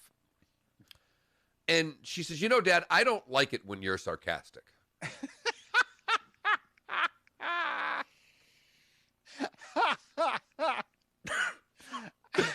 Boy, it's a good thing I wasn't in the car, because I would have said, well, Maddie, you better get used to it. Well, I tried to explain that, and I said to her, I said, I'll tell you what, Maddie, you can let me know when I'm being sarcastic, and I will try very hard to not do it. I want to let everybody know that there was 15 minutes left in the trip, and I could not get through the rest of the trip without one more sarcastic comment. Listen, you got to toughen them up at an early age. You know, life is hard.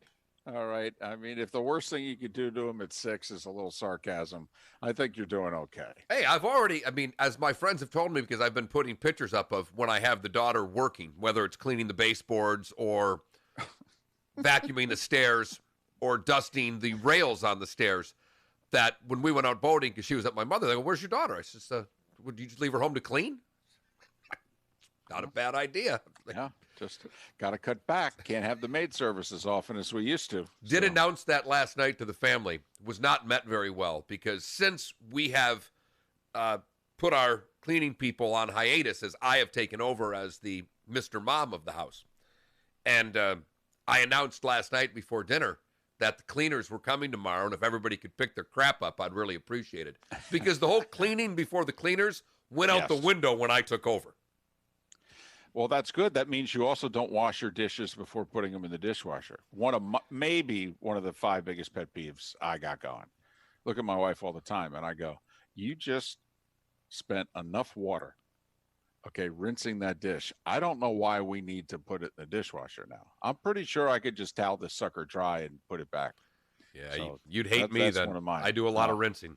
Oh, my goodness. Can't get those piles of gunk in your dishwasher, David.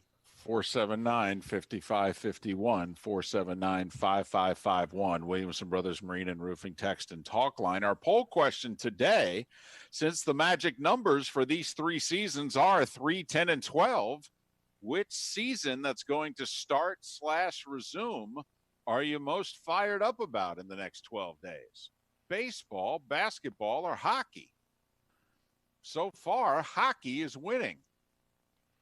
Now, I must admit, hockey fans a lot like soccer fans. Oh, they run. Poll question where I can answer hockey. Holy cow, let's get to the computer. I got to sign up for Twitter now. I mean, it's like a Buffalo sports fan. You know, they answer all these AFC East poll questions that are out there during this offseason. I mean, the Bills have been winning them all because, like you just mentioned, a Bills fan, I mean, they spread it like wildfire. Yep. I mean, you know, from state to state, it's like, hey, there's a poll question asking who's going to win the AFC. Hashtag Bills Mafia. We'll end this sucker now. Yes, exactly. You know, hashtag no more TB12. So that's our poll question. Which season are you most fired up about? But it is the baseball hour, and it's not starting off very well for the baseball folk. Well, we'll see. We'll see. I'm curious. You know, you mentioned you actually watched a little bit. And we have to call it exhibition baseball for the next 3 days, don't we? You can't call it spring training. It is. Honestly. What did they... We're in July. Can't call it summer training, can you? I guess you could if you're being sarcastic, but then you get yelled at. They had a name for it on my app. Summer camp. That's what they're calling it. Summer camp. That's on the Score app that I use, because I looked and I'm like, well, there's game... Because my wife was the one that said the Yankees are playing. She's a Yankees fan. I'm like, oh. They don't start till next week. And I'm like, what are they calling these? And they call them summer camp. Huh. Did you hear about the snafu? Because Phillies and the Nats played one another. And I'm not sure where they played, if they played in Washington or if they played in Philadelphia, to be honest. So I apologize for that. But the second game that they played, the broadcast, because, they're piping in some music, they're piping in some sound. They don't want the ballpark to just be silent. Never mind what it is that they're piping into the broadcast. Well, all of a sudden, I think it was McCutcheon who's getting in the box, and the play-by-play of the game started piping into the stadium. And McCutcheon kind of looks up, and the home plate umpire turns around, and then they realize, it's not their fault. They're piping it in. Because otherwise it was, and Mark, you had this happen to you when you did a Blades game at the Miami arena, and you said there were about 146 people in that 18,000 seat arena. And I did an FGCU game in Sarasota at their minor league ballpark, in which there were about 40 people that were at the game. And every time I commented about the strike zone, the home plate umpire turned around and looked at me. And you had made the comment that, okay, when you made the Everblades goal call, that all the players in the game kind of looked turned right around. Sides. What's that? Who's that Yahoo? Yeah, that was a goal. So I don't know why the Nuggets decided to do this. That's the Denver Nuggets, by the way. But on this same note of crowds and playing in front of people, the Nuggets asked Peyton Manning to jump in on a video conference to address the players. Now, why, I have no idea, but all right, whatever. So one of the Nuggets asked a question of how would you prepare to play without fans? And he said, I'm just not the one to answer that question. You'd probably have to ask somebody with the Chargers.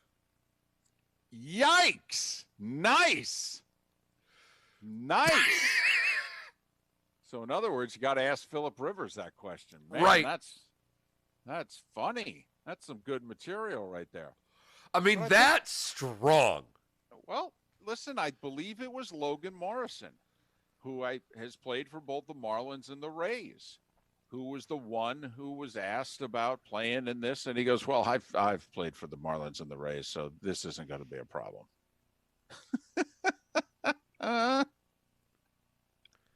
But seriously, think about that. Because the Rays are expected to contend during the 60-game season. The Marlins are not.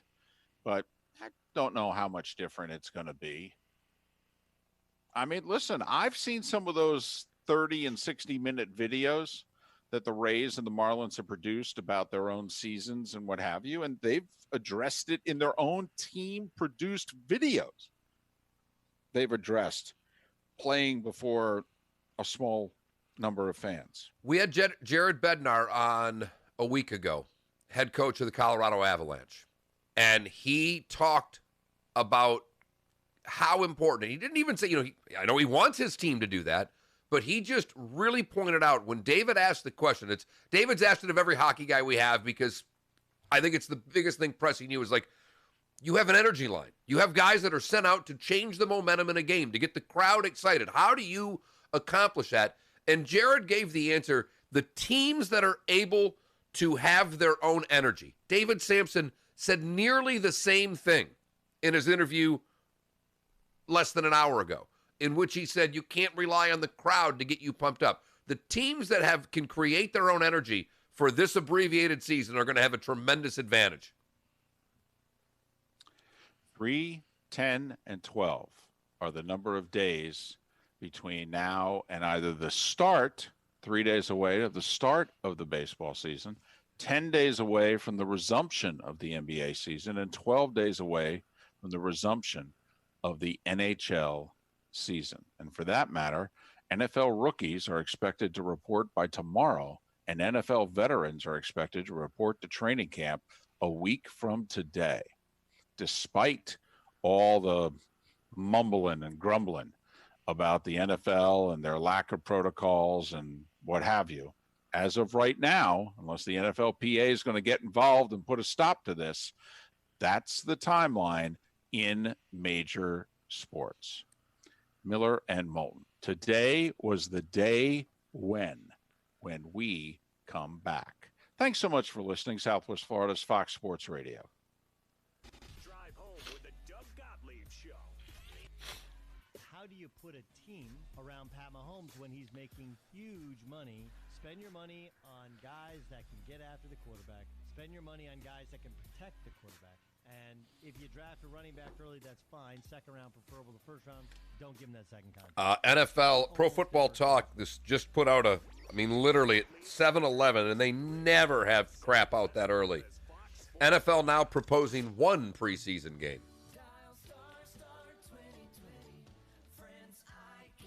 Cataract surgery has become so advanced that patients can literally design their vision to meet their individual lifestyle needs. Imagine life without cataracts. Be interesting to see what one. Right.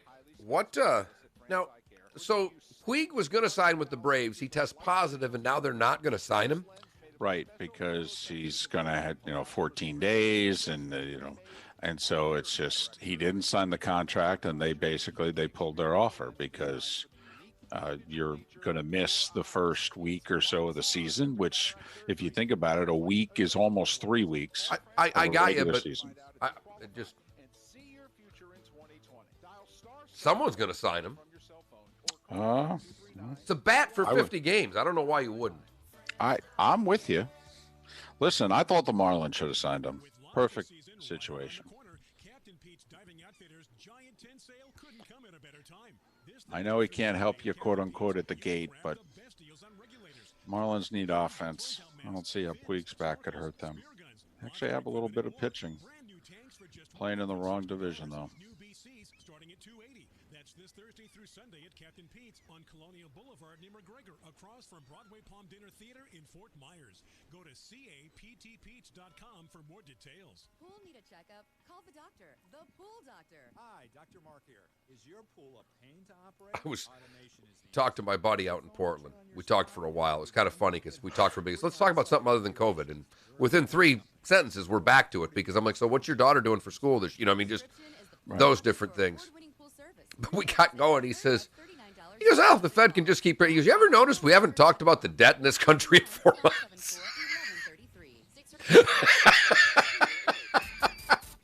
Like, it's a hell of a good point, David. He goes, and we're just printing money like we've got it. We back it up. Talk about what you know. We're Fox Sports Radio.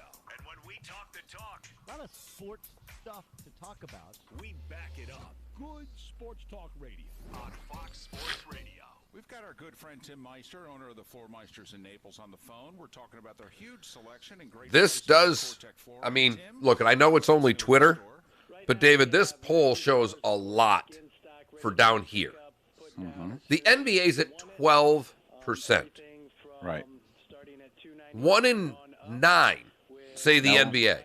Now we'll see during the day. No, I know. But yep. You also have other Cortec products as well. We also carry the Cortex Stone product. Looks like tile, looks like stone, but it's Cortex, so you get the softness, quietness, and the easy installation to go with it. The good thing was when I woke up at 2:30 in the morning, there was Australian rules football on live, so I could watch that. Okay. Oh, yeah. That's true. That's like when you wake up in the middle of the night and it's like, oh, the European tour is on, though. I can watch this. If they wouldn't have gone to halftime, I was in. And they went to halftime, and I started watching documentaries. And you give me a Doors followed by a Pryor, I'm 2 hours is gone. Well, yesterday, I think, would have been British Open Sunday. So, in theory, you would have woke up, you only would have been about an hour and a half away from live golf. Oh, God. Literally a headline in today's Miami Herald, Inter Miami faces a must-win game at 9 a.m. Okay, if you say so. But literally, this is their first season, right? Yeah. And they're going to be done in 3 games. Hey, it could happen that way with, this NHL restart. Oh, no, I understand, but there aren't any expansion teams in the NHL restart. I mean, you've worked all this time to get a franchise. Now your first season's taken away from you, and you're done in 3.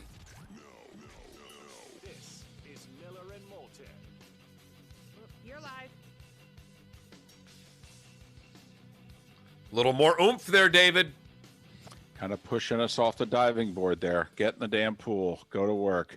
10 minutes before 8 o'clock, Miller and Moulton. Thanks so much for being with us. Southwest Florida's Fox Sports Radio, streaming at millerandmoulton.com and broadcasting live on the Miller and Moulton YouTube and Twitch.tv channels. If you miss any part of the show, go to millerandmoulton.com and download our Connecticut cast. Every hour of the show gets its own podcast, brought to you by Connecticut, SWFL.com, the best damn water that we have ever had, and take advantage of their summer specials. Listen, if you got bad water, you need to take care of it, and there's no place that you should call besides Connecticut, SWFL.com. Time now for Miller and Moulton's Today Was the Day When, giving you the history of today's date so you're a beacon of useless knowledge around the office. Useless, but a lot of fun to talk about. This is Today Was the Day When, Fox Sports Radio and FoxSportsFM.com. Start today in 1858, David. The first fee charged to see a baseball game, 50 cents. New York beats Brooklyn 22-18. I think they got their money's worth. 50 cents. It's an expensive ticket. Yes. 58? That's a lot of money. You're darn right. Must have been good seats. I hope so. Do you think it included concessions? No. Or parking? Here's my Were you question. allowed to park Did your they have horse to for pay that to 50 park? cents? Man.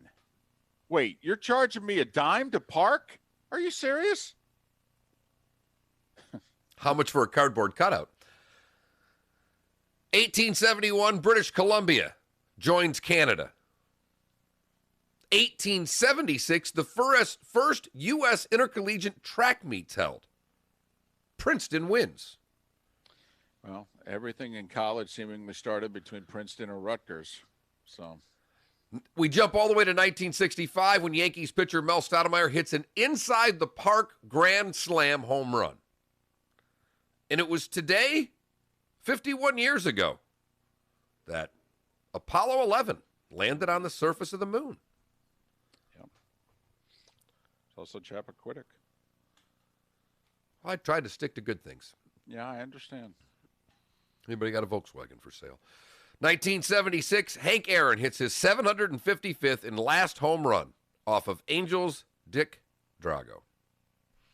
1980, Watson wins his third of 5 opens at Murfield, beating Trevino by 4. A lot of British Open, obviously, today. Norman wins his first major in 86. That was the year that he had the lead in the final, heading into the final round of all 4 majors. 1993, more for David than anyone else, there was a fire in the press box at Atlanta Fulton County Stadium. Did you see that they got rid of, at the Braves' new stadium in Atlanta, they got rid of the chop sign that they had, which I have not been to the stadium, but apparently it was down the left field line outside the stadium, and they had a chop. And so it looks as if the Braves are keeping their name but getting rid of the tomahawk chop.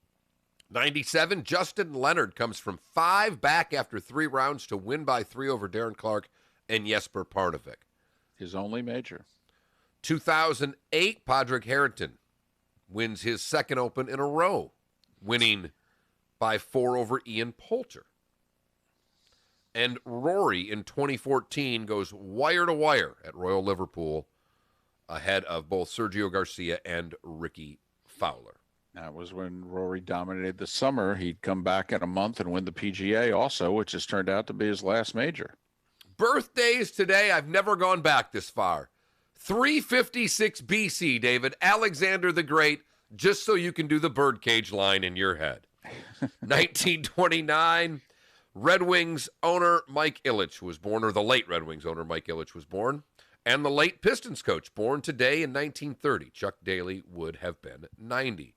Natalie Wood died in 1981 because her husband threw her off a boat, born today in 1938. Naples' own John Lodge, the bassist for the Moody Blues. It is his 75th birthday. Happy birthday. You and I both worked with his son for a brief time at our former employer, and wishing the best to his dad. Kim Carnes, David. Betty Davis Eyes, also 75 today. Carlos Santana is 73. Dan Shaughnessy, born today in 1953. The late, great Chris Cornell would have been 56 today. Stone Gossard, the guitarist for Pearl Jam, is 55. Peter Forsberg is 47. Ray Allen, 45. Pavel Datsyuk, 42. Shaquem Griffin is 25 years old today, and Ben Simmons is 24. And that is, today was the day when, on this July the 20th. 479-5551 is how you can chime into the show. 479-5551 on the Williamson Brothers Marine and Roofing text and talk line. 479-5551. I think yesterday was also the anniversary of Watson nearly winning his sixth. Oh, and Sink winning the, I think it was 09, because Watson would have been a 59-year-old major champion. And still just one of those bounces. I mean, he hit an absolutely perfect approach shot into the final green, and it landed just before the green and took a huge bounce and ended up rolling off the back. And instead of him having an easy two-putt to win, he ends up making bogey and loses badly in a playoff. And it would have been, I mean, listen, I know it was just Jack's tournament, and, you know, we all saw him make the putts on 86 many times this weekend. 1 minute. If Watson wins the British at age 59, that's the greatest win in the history of the sport. Absolutely. I mean, you know, Jack, love you and all. You take a back seat to this. Oh, it puts Watson in a whole different light because he's in that second tier of great golfers. Yeah, it moves him. Put him on the Mount Rushmore of golf. You know, we debate all the time who's the fourth. If Bobby, you know, when now if you go Bobby Jones, you go Nicklaus, you go Tiger. Okay, most people put Hogan. Okay, it would have gotten Watson right there. 9 majors, winning one at 59. Unbelievable. You didn't even mention Gary Player for that Mount Rushmore. He's not there, but he should at least be considered. Most underrated great golfer ever. For professional roofing, the name you need to know is D.R. Martineau. Dan Martineau here, owner of D.R. Martineau Roofing of Southwest Florida. I've been repairing and replacing roofs for 27 years.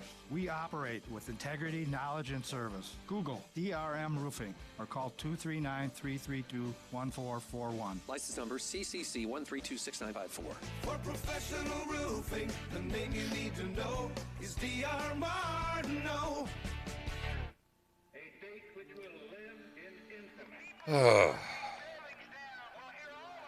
Amazing comebacks that inspired the American story.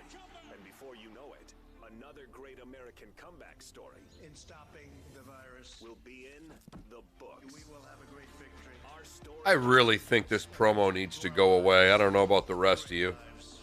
on Southwest Florida's Fox Sports Radio. Summer clearance event going on now at Galliana Chrysler Dodge Jeep Ram. Lowest prices ever on over 1,500 new and certified pre-owned vehicles. All new Jeep Gladiator lease, $259 per month. Loaded luxurious Grand Cherokee Limited lease, $279 per month. New Ram Bighorn Crew Cab lease, just $299 per month. That's right, award-winning Ram trucks, $299 per month. Plus at Galliana Chrysler Dodge Jeep Ram, you can drive payment-free for 3 months, interest-free for 6 years, and worry-free up to 100,000 miles. Plus, our parts service and body shop are open to serve you. Summer clearance event featuring Ram Bighorn Crew Cabs for $299 per month at Galliana Chrysler Dodge Jeep Ram, 1/2 mile south of Daniels Parkway on US 41 in Fort Myers. Open every day, including Sunday. Call 239-481-2600. GallianaCars.com. That is funny.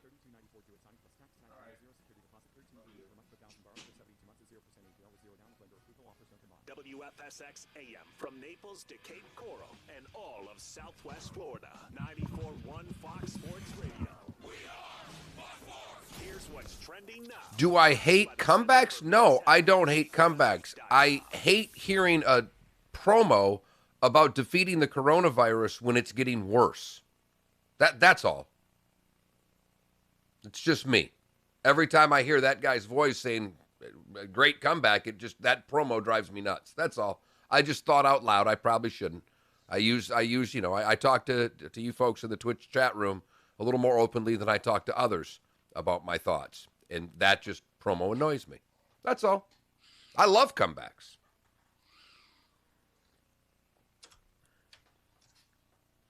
I'm really happy about the Ford Broncos comeback. Want to buy one. Do you really? Yeah, I think they're awesome looking.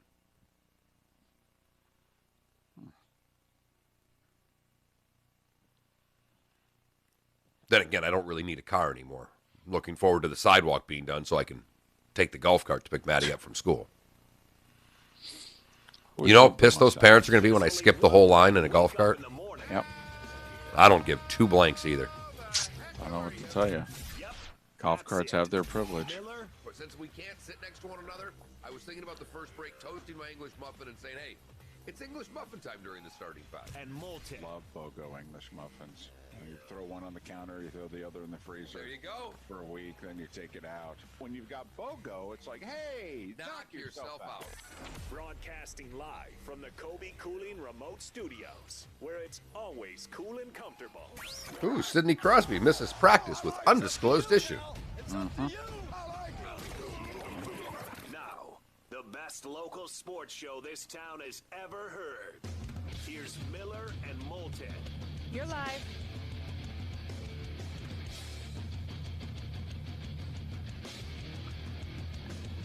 And at 2 minutes past 8 o'clock, top of the morning to you, how the heck are you? We are Miller and Moulton. This is Southwest Florida's Fox Sports Radio, streaming at millerandmoulton.com and broadcasting live on the Miller and Moulton YouTube and twitch.tv channels, where you get bonus programming, and it's interactive and it is free. 479-5551 is how you can chime in via the Williamson Brothers Marine and Roofing text and talk line. 479-5551. Let us know what is on your mind.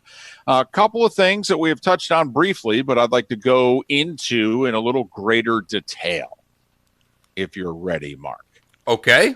We have not gone bigger picture with the Canadian government, all right, saying to the only Canadian baseball team, yeah, we're not comfortable with you guys playing 30 home games in Toronto. We're not comfortable because you're going to be going back and forth to all these American cities. And obviously, the coronavirus levels are much higher there than they are here. And not only that, I'm not so sure we really want all the American teams flying in and out of Toronto either. And to me, what's interesting about it is I think it's because Toronto has a way of bubbling Blue Jays series better than I think any of the other teams and cities.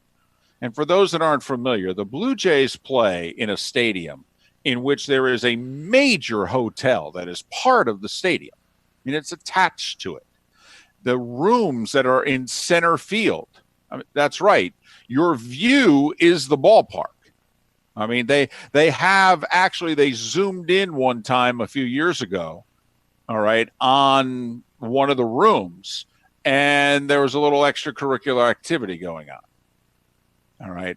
And so, I mean, that's your view. I mean, it's not even like Camden Yards, in which there are a couple of hotels which are literally across the street from the ballpark, in which you can see directly in. I mean, I watched an Orioles game one time from a workout room in a hotel across the street from Camden Yards. It was pretty cool. Ended up working out a lot longer than I otherwise normally would have.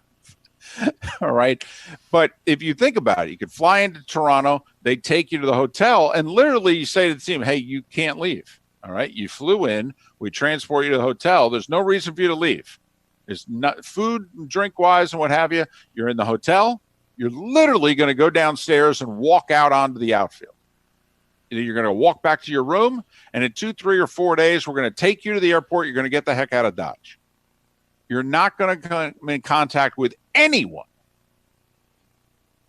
And yet, Mark, the Canadian government, when they have literally a bubble set up for the Blue Jays because of their stadium, said, yep, sorry, we just can't do this.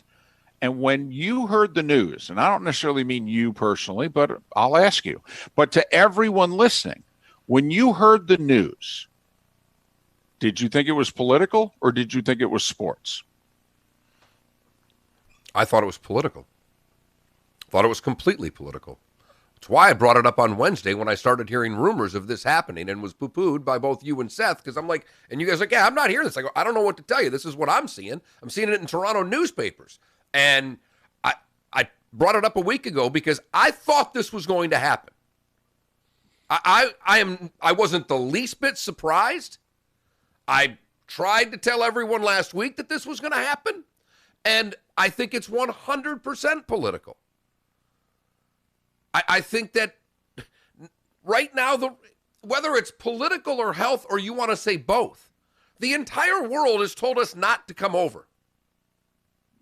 Well, there's no doubt. I mean, David, we used to be the most popular kid to get invited to the sleepover. You wanted us to come to your house for the sleep. Everybody did. We brought the best gifts. Yeah. We were the most fun. Money. We knew how to sneak out of the house and go to the best parties. We knew how to hotwire your dad's car if necessary. Right. And now they've told us collectively as a society, stay out. We're not interested. Don't want your money. Nope. I mean, when the Bahamas says you can't come to the United States, 90 miles from Miami, can get there by boat pretty easily.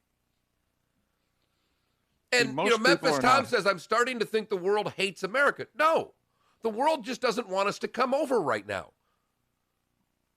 That's all. So whether it's political or health, or if you want to say both, David, I don't know which one you want to pick.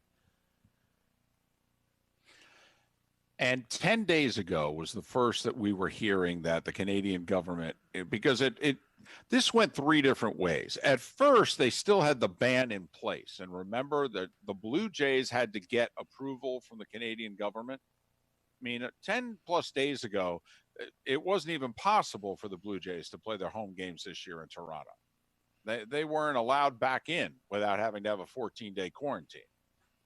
Then the Canadian government made an exception, but they weren't sure that they were going to have the games there.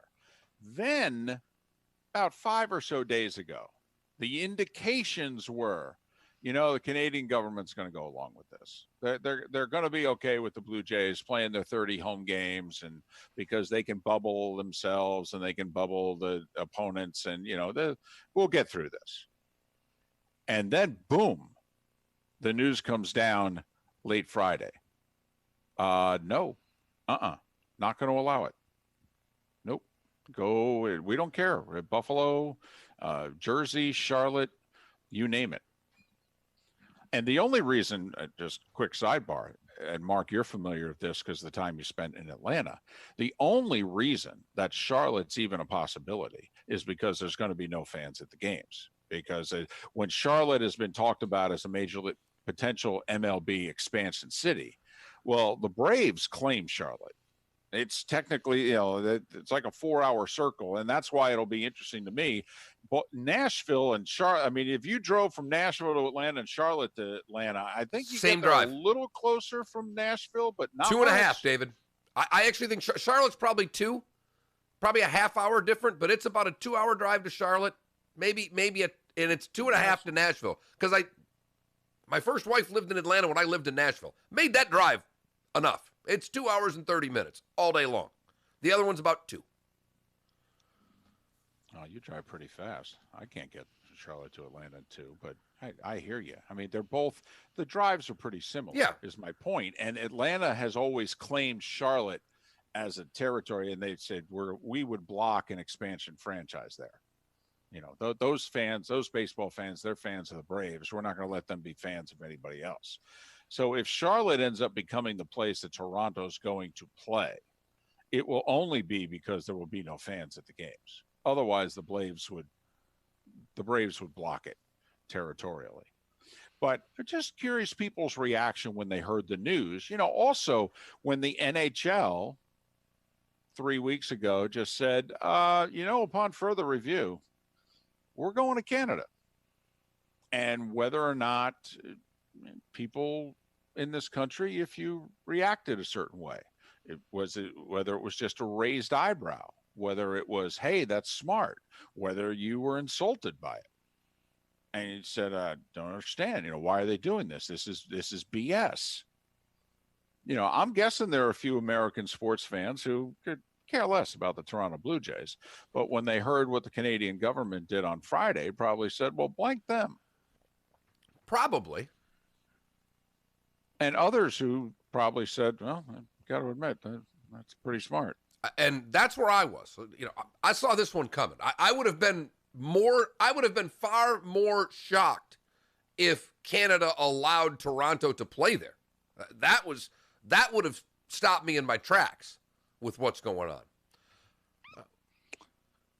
One other thing that's kind of happened this morning, sports-wise, if you don't mind me switching gears to the sport that we're almost eager to find out when they start, and David is convinced that the NFL starts on time and convinced that college football starts on time.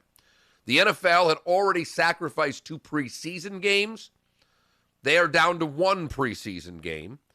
And according to some of the folks out there that cover the league, that they think the 1 preseason game may happen because the bottom part of NFL rosters look at these preseason games as reps and tape of the final guys trying to make a team.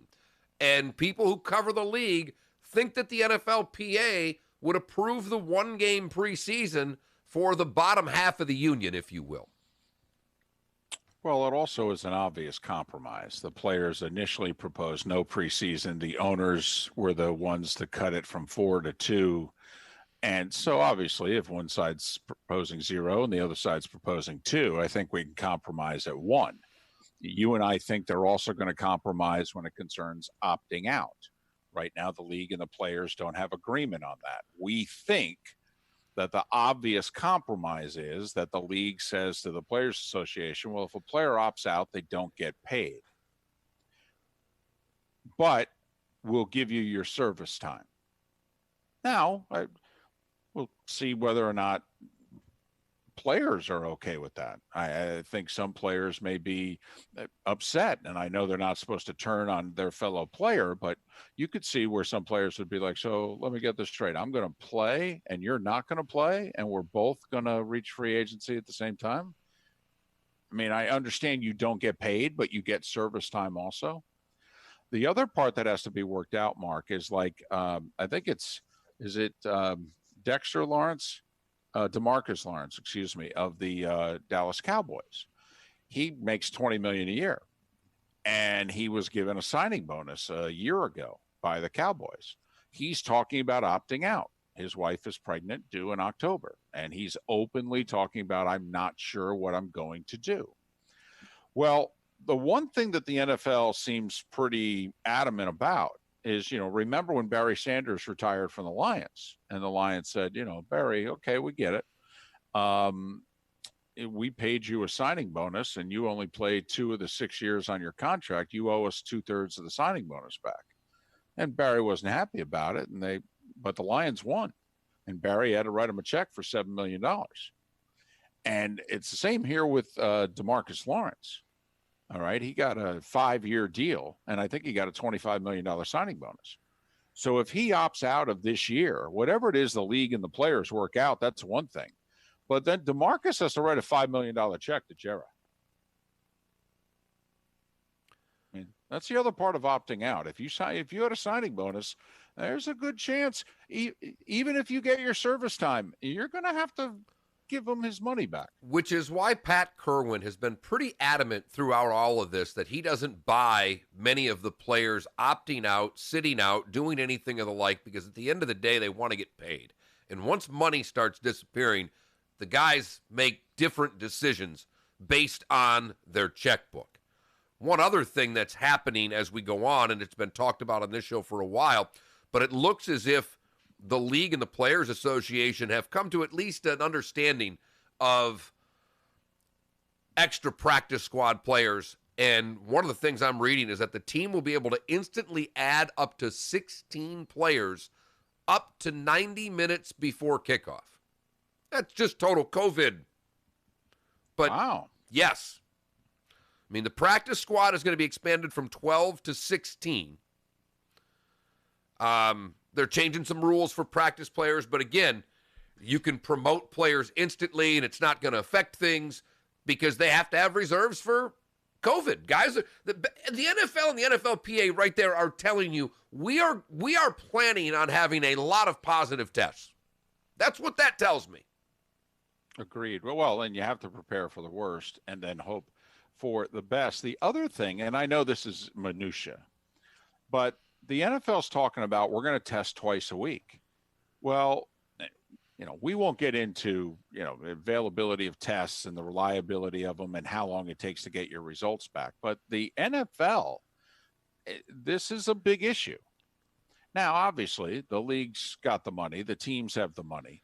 So they could set up the best testing procedure, maybe in the country, quite frankly.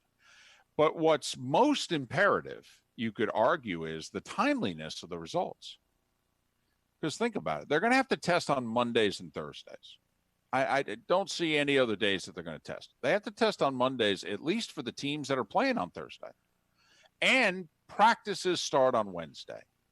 All right. Usually guys get Tuesdays off. They show up on Monday and, the trainer's room and the whole deal. And they kind of sort of spend a few hours in the building on Monday. And then they get Tuesdays off and practice is on Wednesday. Well, in theory, the teams are going to want to know whether or not somebody's positive so that they keep them out of the building on Wednesday. Hey, no need to come in, that sort of deal. No need to risk infecting anybody else in your position group, number one. But number two, for the two teams that are playing on Thursday, well, one of them's got to travel. Wednesday's the travel day. So they got to have the test by Wednesday morning at the latest because they got to know whether or not you can travel and you can play. I would tell you that I don't think it's going to be on Monday. I actually think they would test them right before they leave on Sundays. Quite possible. I think that to me would make the most sense. You've got everybody there, the doctors, the team officials, and I don't think you leave the building without being tested. Okay. And maybe the visiting team, when they get off the plane, they go to the facility, or they're tested before they get on the plane. I don't know. But I would think that Sunday night, if you will, or right after the game, you're getting tested. And the same, obviously, in terms of a Thursday test. Yes. Because half the league's traveling on Saturday. And so you need to know who can make the trip, who's available to play. But there's one other aspect about the coronavirus. And I know because of HIPAA laws and a few other things that, like the NHL has said, we're not giving injury or personal information about any player for the rest of the year. None. Now, you and I have joked, Mark. You and I are hockey guys, and it's legend in hockey that basically if they say upper body injury, well, he's probably got a broken ankle. I mean, that's how much they lie in the playoffs about injuries and withhold, and if they disclose anything, it's probably a completely different body part than what it is that's being disclosed. All right, but, Mark, we're doing more gambling than ever before. And so if they're not even going to disclose injury information, plus, don't you think it's kind of important to know from a gambling standpoint, from a fantasy standpoint, whether or not somebody's got the coronavirus or not? Now, I understand in the grand scheme of things, a person's privacy and what have you outweighs it. But let's be honest here. We're talking billions of dollars that are wagered on this stuff. This is kind of important information. And we ain't going to get it in multiple sports. And we're certainly not going to get it in a timely fashion if we get it at all. If we get it at all, David, you know who we're going to get it from? The athlete themselves. No. David, you and I have talked about this numerous times. Your HIPAA point is the best one you could make. You know, it's very similar in all walks. Schools are talked about started. I talked with a friend of mine who works for the school board. It's like, yeah, someone gets COVID. We can't say that, my daughter has COVID and send out a memo to everybody. You can't do that. I mean, we're all going to be able to figure it out. But it's going to take a little bit. Yeah. And in, real world, that's one thing. But in the gambling world. I mean, and in the who wants to be friends with the NBA trainers and equipment managers right now? Like Sidney Crosby missed what? Was it yesterday or today? He's missing practice. Missing practice. Right. Undisclosed reasons. Well, first off, everybody's going to be undisclosed reasons in the NHL. They've announced you're not getting any information from us about anything, injuries or otherwise. In fact, he left practice, leaving a team scrimmage with an undisclosed health issue.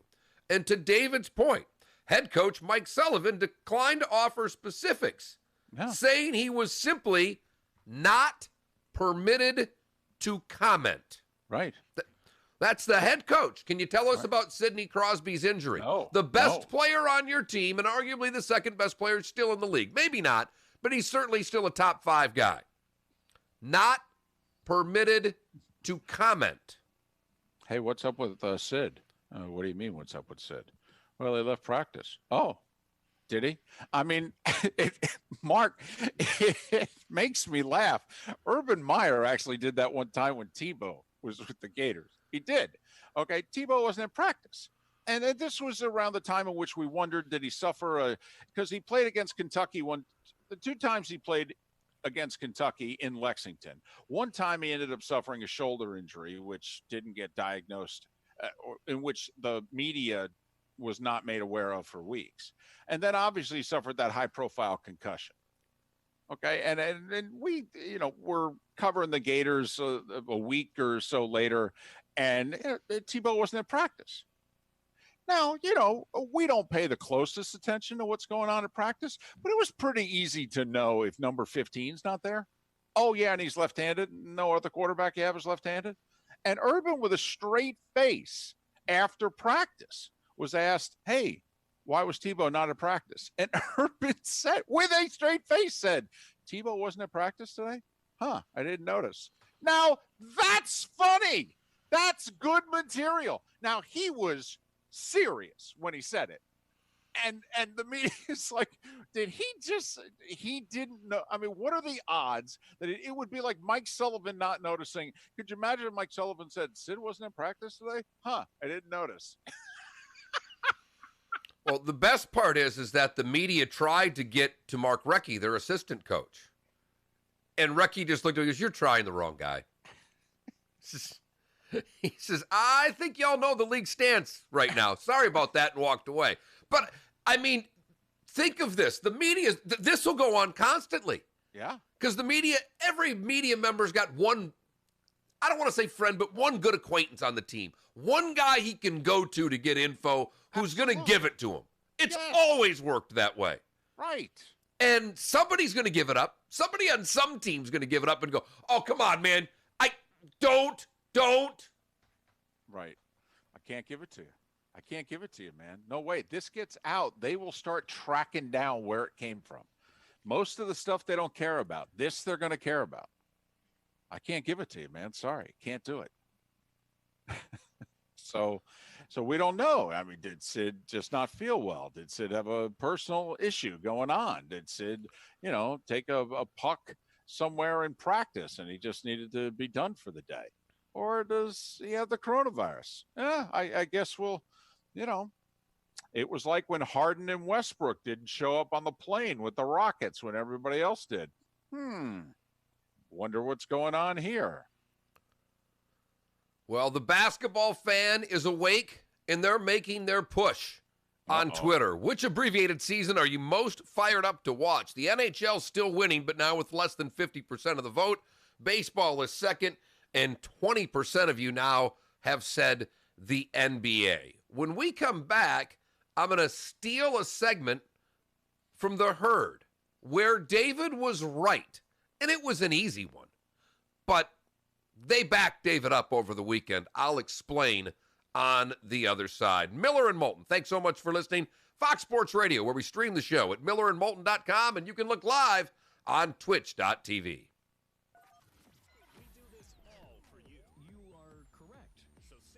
Just an easy one. We can talk a little Army-Navy coming back, David. Sucks in sports. That's the game. I don't know if you caught both AD's comments. No, I missed it. If we play one game, it's go. going to be Army-Navy. And you go. like I said, it's an easy one, but I just thought it was a nice little tease. I could get into that. Everybody knows that segment if you watch Colin's show. With lobster season right around the corner. With lobster season right around the corner. And the coronavirus right there with it. You can grab the best deals on regulators. Plus, hundreds of closeout. Man, when am I going to eat indoors at a restaurant again? Well, probably when I'm on the road. I guess. I don't know. Broadway Palm Dinner Theater in Fort Myers. Go to captpeach.com for more details. Another reason why I think, for those listening, as to why I'm so adamant that I think that college football and the NFL are both going to start on time. And I'm not saying there's not going to be problems after they start, but another reason I think they're going to start on time is the statement if they don't. And let's face it, we love football more than we love maybe all the other sports combined. And if they don't start on time, the statement that it will make to the nation, whether the statement should be made or not,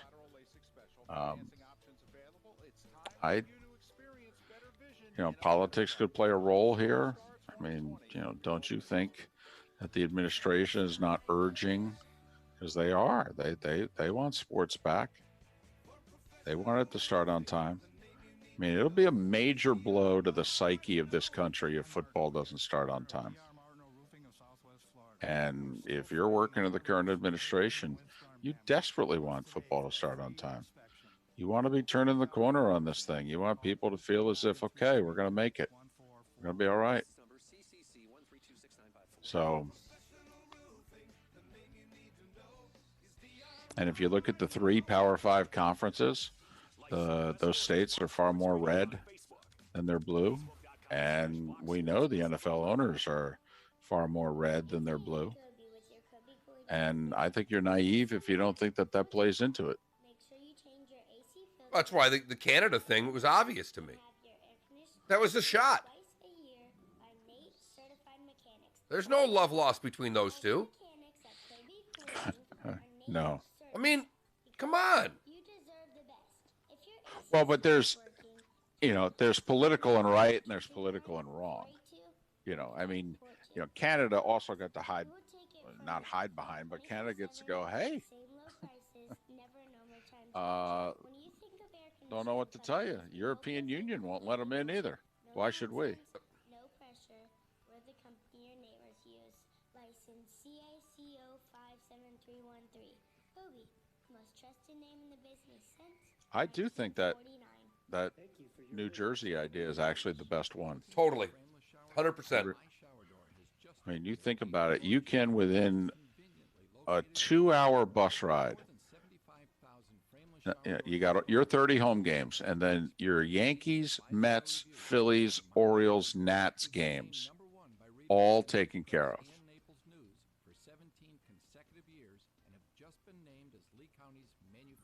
You got Atlanta, Miami, and Tampa Bay, and Boston also. Now, okay, so it's 4 or 5 hours to the Red Sox, but you could still bus it if you had to. I mean, free on-site evaluations. We're a family company, and for over 40 years, we've been doing business right.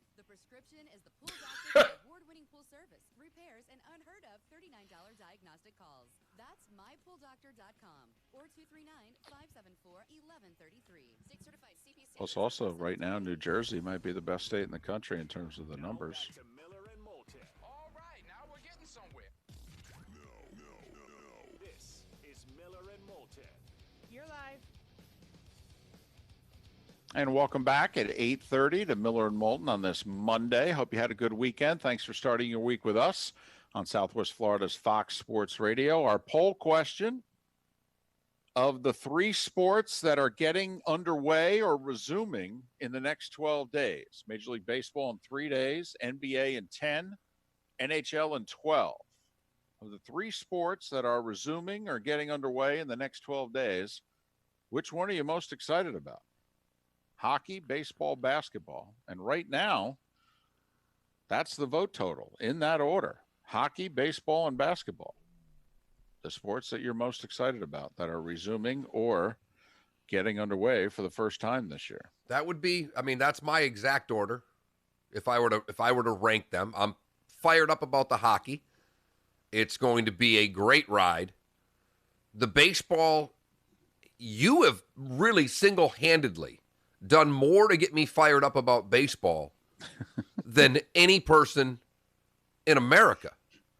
Because every time you just sit there and get on one of your diatribes trashing this season, I literally, with every word you say, you get more angry and I get more excited.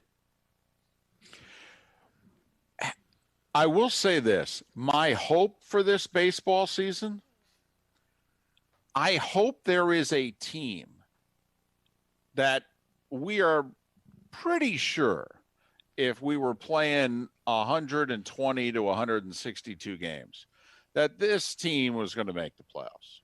We would have bet a decent amount of money that this team was going to make the playoffs.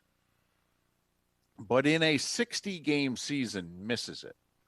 Because remember, when the players and the owners could not reach a deal, part of what the owners were proposing, if they would have reached a deal, was they were going to expand the number of playoff teams from 5 to 8 in each league. Well, now it's just back to 5, 3 division winners, 2 wild cards. Now, I mean, can the Yankees and Dodgers still miss the playoffs? Yeah, I mean, I think it was 2 years ago, the Dodgers were 30-30, 60 games into the season. So it's possible. It's not likely, but it's possible. But if nothing else, like the Arizona Diamondbacks are a pretty good team. In a 60-game season, the Diamondbacks can finish first. 162-game season? Hell no. 60-game? Absolutely. Well, like the Rockies in that division, if they get hot, right, are a team that they have talent. They have some good players. I would have made the playoffs last year if we had a 60-game season. Instead, they finished with the 3rd worst record in the National League. And that's what I'm hoping for, Mark. I really do. I would love to see, and I'll pick on them because we're all angry that we can't show up with our trash cans and taunt them. I'd love to see the Astros miss the playoffs. I think it would be justice.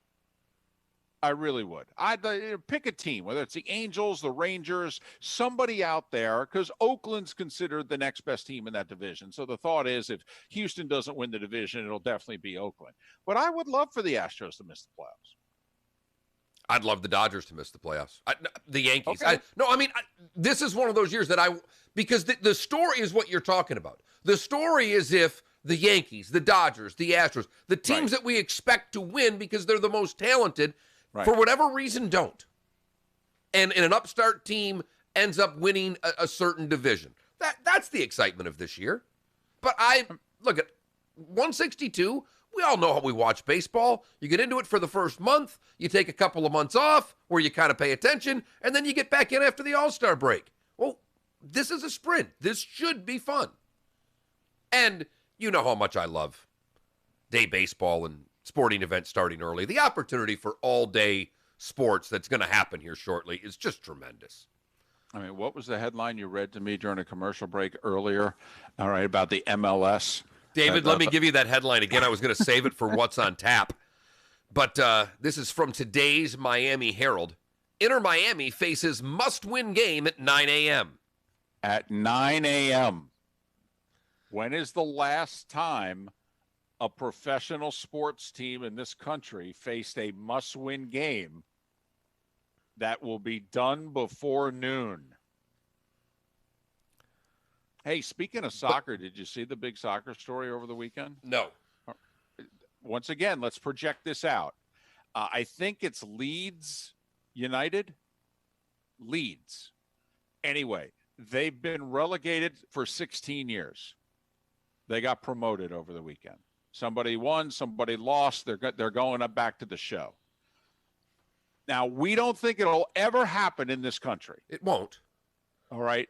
But when I heard that story, to me, do you know what that was? That was the Sacramento Kings being welcomed back to the NBA. I mean, if you think about it, since Weber and, those teams of the early 2000s, what in the world have the Sacramento Kings done since about 2004? If the Sacramento Kings were in the CBA/G League for the last 16 years, would anybody in the NBA have noticed outside of Sacramento? Well, I mean, the Timberwolves as well. I mean, we've talked about. But I mean, at least the Timberwolves even had one. I mean, I think Sacramento is the longest playoff drought in the league.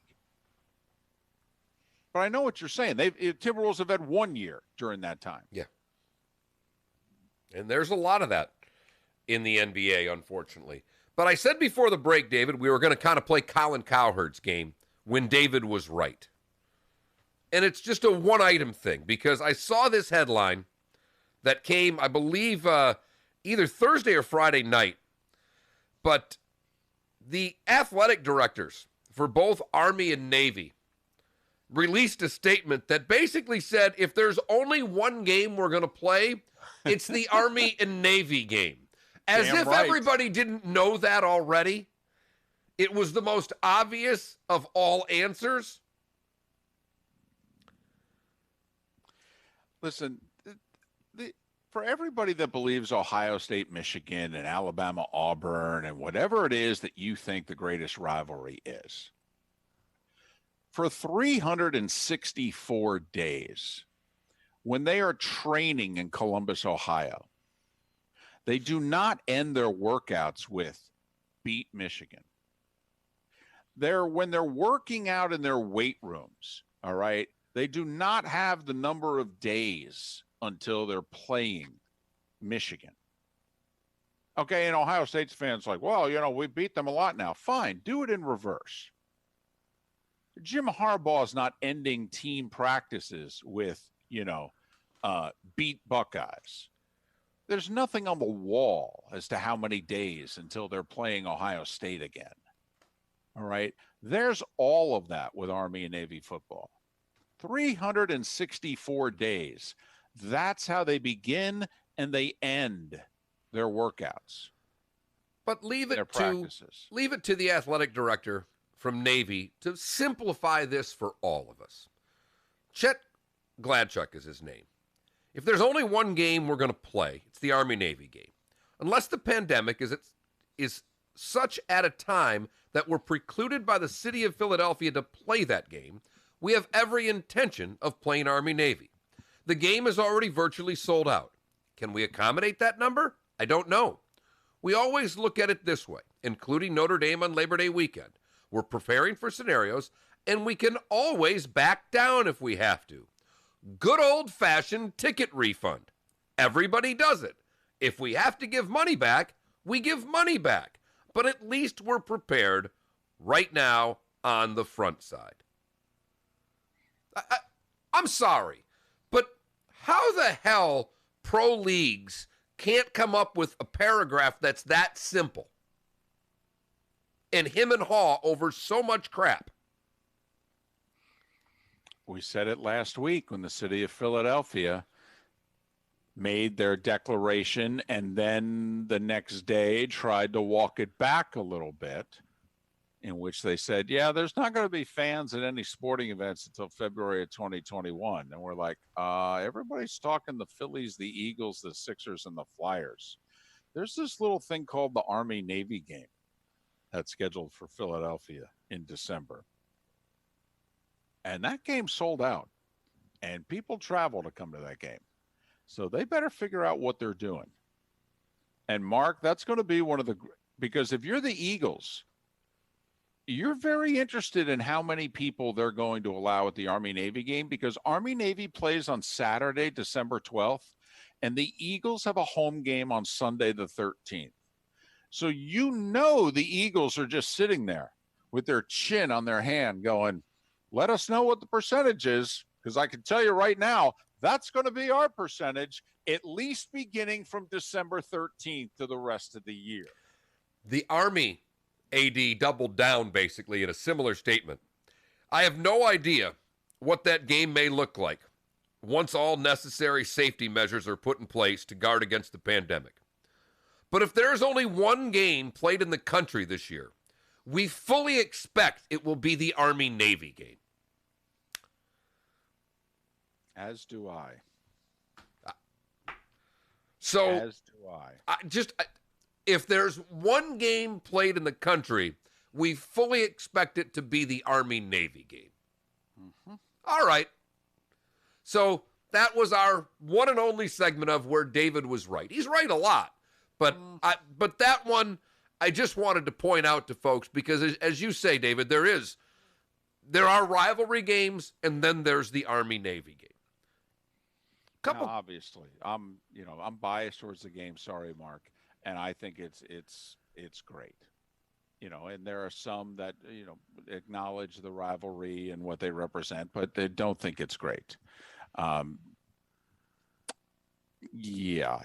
only question to me is whether or not it's going to be in Philadelphia or not. Honestly, the game's getting played. Please, they'll play each other 8. Honestly, they'll do a best of 9 this year. If everybody else canceled, I mean, those two may just decide, you know what, we can do this every other week.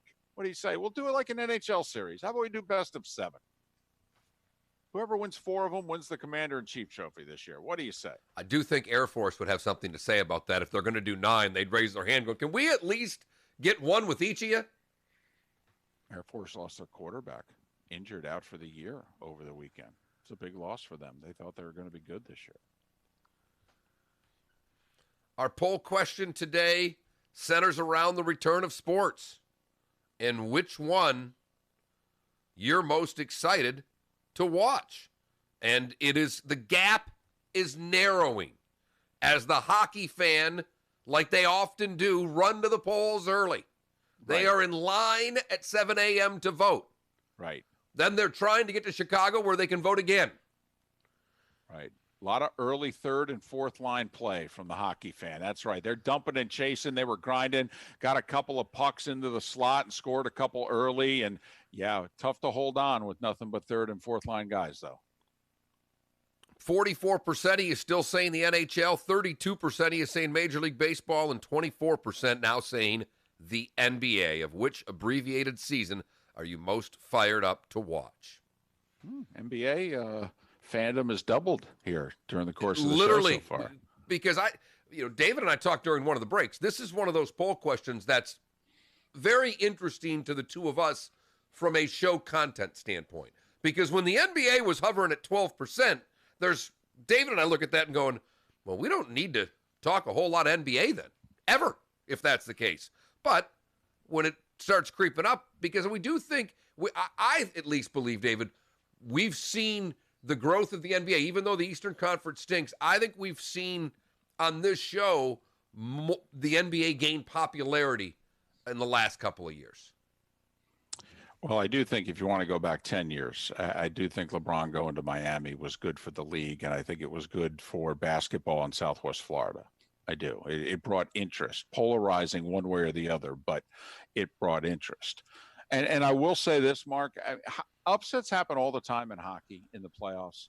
So you and I are not going to be surprised about much, no matter what happens in the hockey playoffs. But I think it would be good for the NBA This is the whole, NCAA tournament argument. When a big boy goes down early, it's really good. But then near the end of the tournament, you're like, boy, I wish Carolina was playing this weekend, or Kentucky, or whatever the case may be. But I'm wondering for fandom in the NBA, okay, would it be good if there was somebody making a run? If you know what I mean. If it was at the expense of Milwaukee, Toronto, or the two Los Angeles teams, I wonder what that franchise would be. Would it have to be Boston? Would it have to be Philly? Would have to be Boston or Philly in the East, and there is no team that can take the Lakers out and benefit the game of basketball. Basketball needs the Lakers to be in the conference finals at a bare minimum. What about if it's Zion in New Orleans? Do you think that people would rally around? New Orleans right now has to get themselves into the playoffs. They're not in the playoffs. But if they make the playoffs, they're likely going to be in the 8-9 scenario in which they'll play a first-round series, if you will, after their play-in series with the Lakers. Hey, the Lakers beating the Pelicans in 5 would be wonderful for basketball. For Zion to push LeBron to the brink. Because they're going to go best of 5, I thought, early in the... Are they? Or if they're going best to put, but regardless, push them as far as they need to push them. That would be terrific. Take them to a game 7 and lose. You need LeBron James to play basketball to the conference final. Period. I agree with you. The NBA needs the Lakers. The rest doesn't matter. None of the rest matters. Right. The Clippers could lose. Okay, one of those teams out west could take out the Clippers, and that would be fine. Wouldn't matter at all if the Clippers go out. The Lakers need to be at a bare minimum in the conference final. Miller and Moulton. The good, the bad, and the ugly, and a special birthday wish, at least from yours truly, before we say goodbye on this Monday. Thanks so much for being with us, Southwest Florida's Fox Sports Radio. Welcome to the program. This is the Whose birthday? It's my Aunt Kathy's birthday. My mom and Aunt Kathy have lived together for 37 years. Gotcha. But it's not your mom's birthday. That's why I'm like, no. I know it's In a not month. mom. I know it's Right. not your. Is it your wife? I'm like, is it your wife? And I didn't know that. But No, no, she had easy the birthday. for me to remember. She just had the birthday because you guys were supposed to go to Vegas for her birthday. In April. Yeah. Yeah. So I mean, Oh, yeah. Yep. No, it's easy for me to remember. Aunt Kathy's birthday is July 20th. My mom's birthday is August 20th. Nice. So they're 13 months apart. I mean, I never was luckier. My parents were born not same year, but 6 months apart to the day. New Year's Day and June 1. Impossible to forget those birthdays. So I laughed because Jake's mom's birthday was last weekend, and hers is 7/11. He goes, easy to remember that your mom's birthday Slurpee Day. And you never forget that one. I'm like, that you're right there, kiddo. I'm telling you, for as long as I can remember, and you may know Larry Rose. Now, Larry is an experienced SEC. And I've been doing my dry clean. What, it's their grand opening? Telling you, watch Private Parts, and you tell me that this commercial is not Howard Stern doing the commercial for the place that's doing when he can't find the copy. Especially the beginning. Drew, I've been going there for years. Center in Fort Myers and the Elegant Image Dry Cleaners next to Walgreens on Del Prado in Cape Coral. They are Lee County's leading dry cleaner since 1988 with 30 years of experience in Lee County. I'm telling you, I trust my family's dry cleaning to Larry and the team. Someone texts me, hi, do you think 1 million households would pay $100 a pop for pay-per-view for Ohio State versus Michigan? Like, no! Wait, Ohio State, Michigan? $100 on pay-per-view. Does he think he asked me if 1 million households would pay for it? No. No. $100.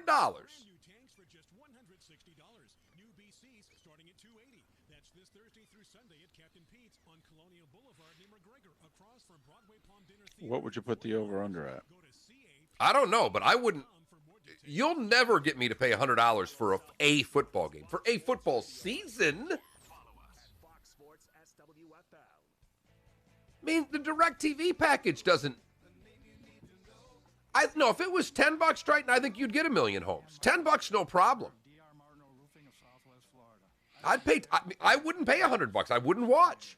We operate with integrity, knowledge, and All right, let me ask you this, though. These UFC and these fight cards, they ain't cheap. You know, they're, what, $69 or $59 or what have you? $59. I mean, Ohio State, Michigan's a lot more popular than these fight cards. Yes, but we're in a society where we are trained to pay for fights and we're not trained to pay for football.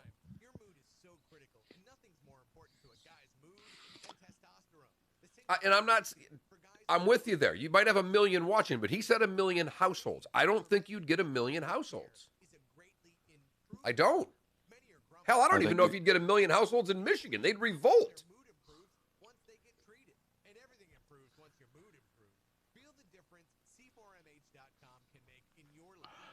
Yeah, you'd probably have people working around it. They'd probably be going to the sports bars. They'd have parties. Yeah, and, you know, right, David Grant would have a party, and you'd go over to his house and watch it.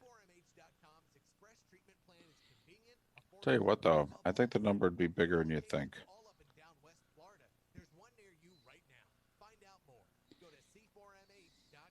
Looking for a frameless shower door? My Shower Door has just opened their 8th Florida showroom, and it's If I put the over-under at 400,000. That sounds reasonable. That sounds like a reasonable number.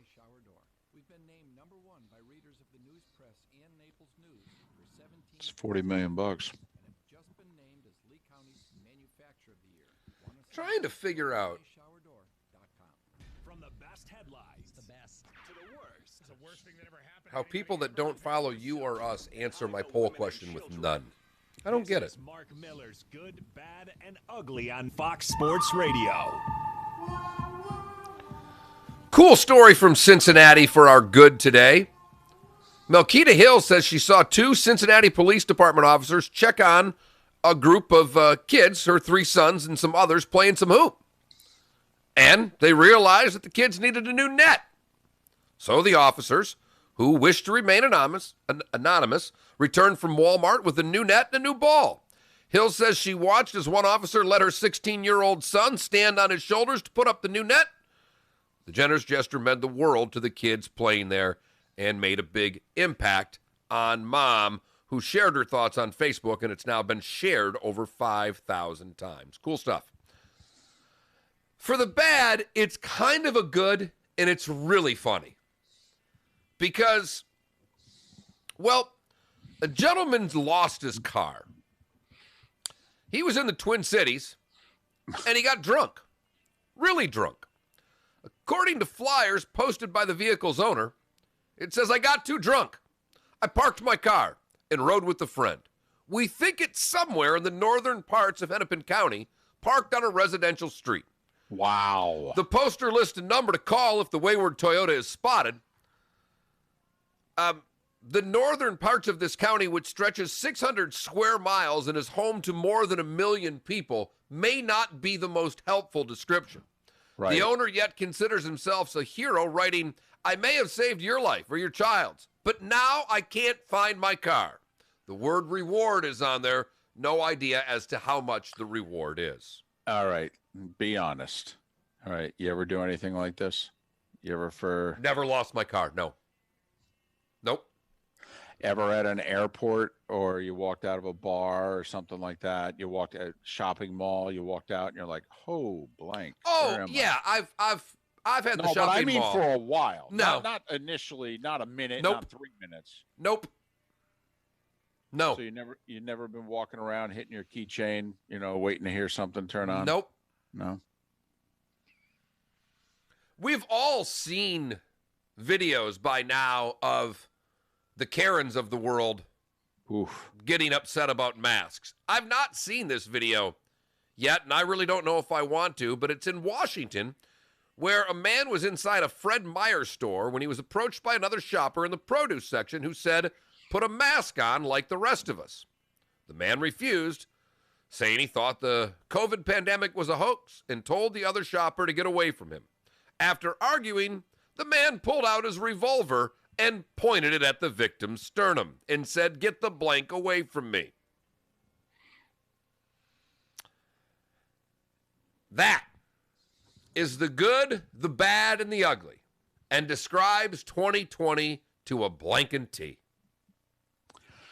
Will be interesting to see. I believe beginning today, a lot of businesses that are national have come out and they announced between today and August 1st is when their mandatory, hey, you got to wear a mask rules go into effect.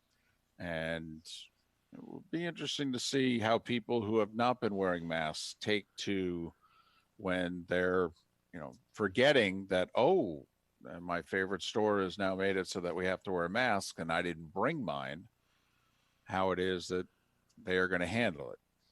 And also curious how stores are going to, to what lengths would you go to enforce this? David, that's the greatest question, because I see it all the time that people walk into a store with the mask on, pull it down underneath their nose, take it off to talk on the phone while they're in the store, whatever the case may be. I don't get it. Like I said, if I'm wrong about this, I will do a week's worth of shows apologizing to all of you. But if I'm right, and most experts think that I am, because I'm basing it off of them, I don't know anything. But if those folks are right, don't you feel a little silly being this demanding for this long? A little selfish? I don't know. Don't know what to tell you. So just beware of that.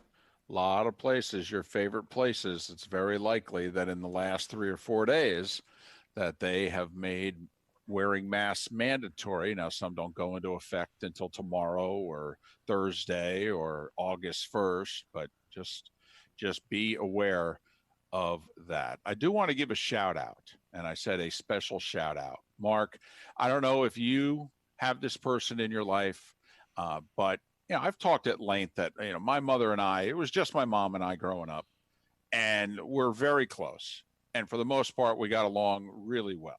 It was a benevolent dictatorship, which she said I did, until my senior year of high school.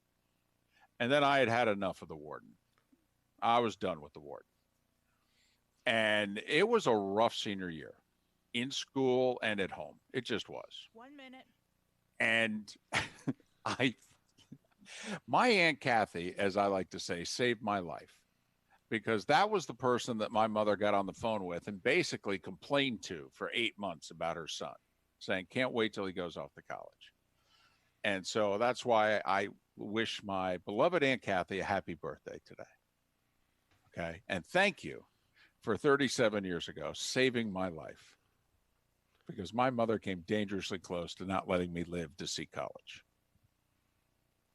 Well, way to go, Aunt Kathy. Yeah. So thanks for that. Happy birthday. And happy birthday. Thanks for listening. Still can go vote on our poll question. Which sport are you most fired up to have come back? The NHL, the NBA, or MLB? Go to that Mark Miller, the David Moulton, or MillerandMoulton.com. The Dan Patrick Show is next. Thanks so much for listening right here on Fox Sports Radio. Thanks, folks. Talk to you tomorrow.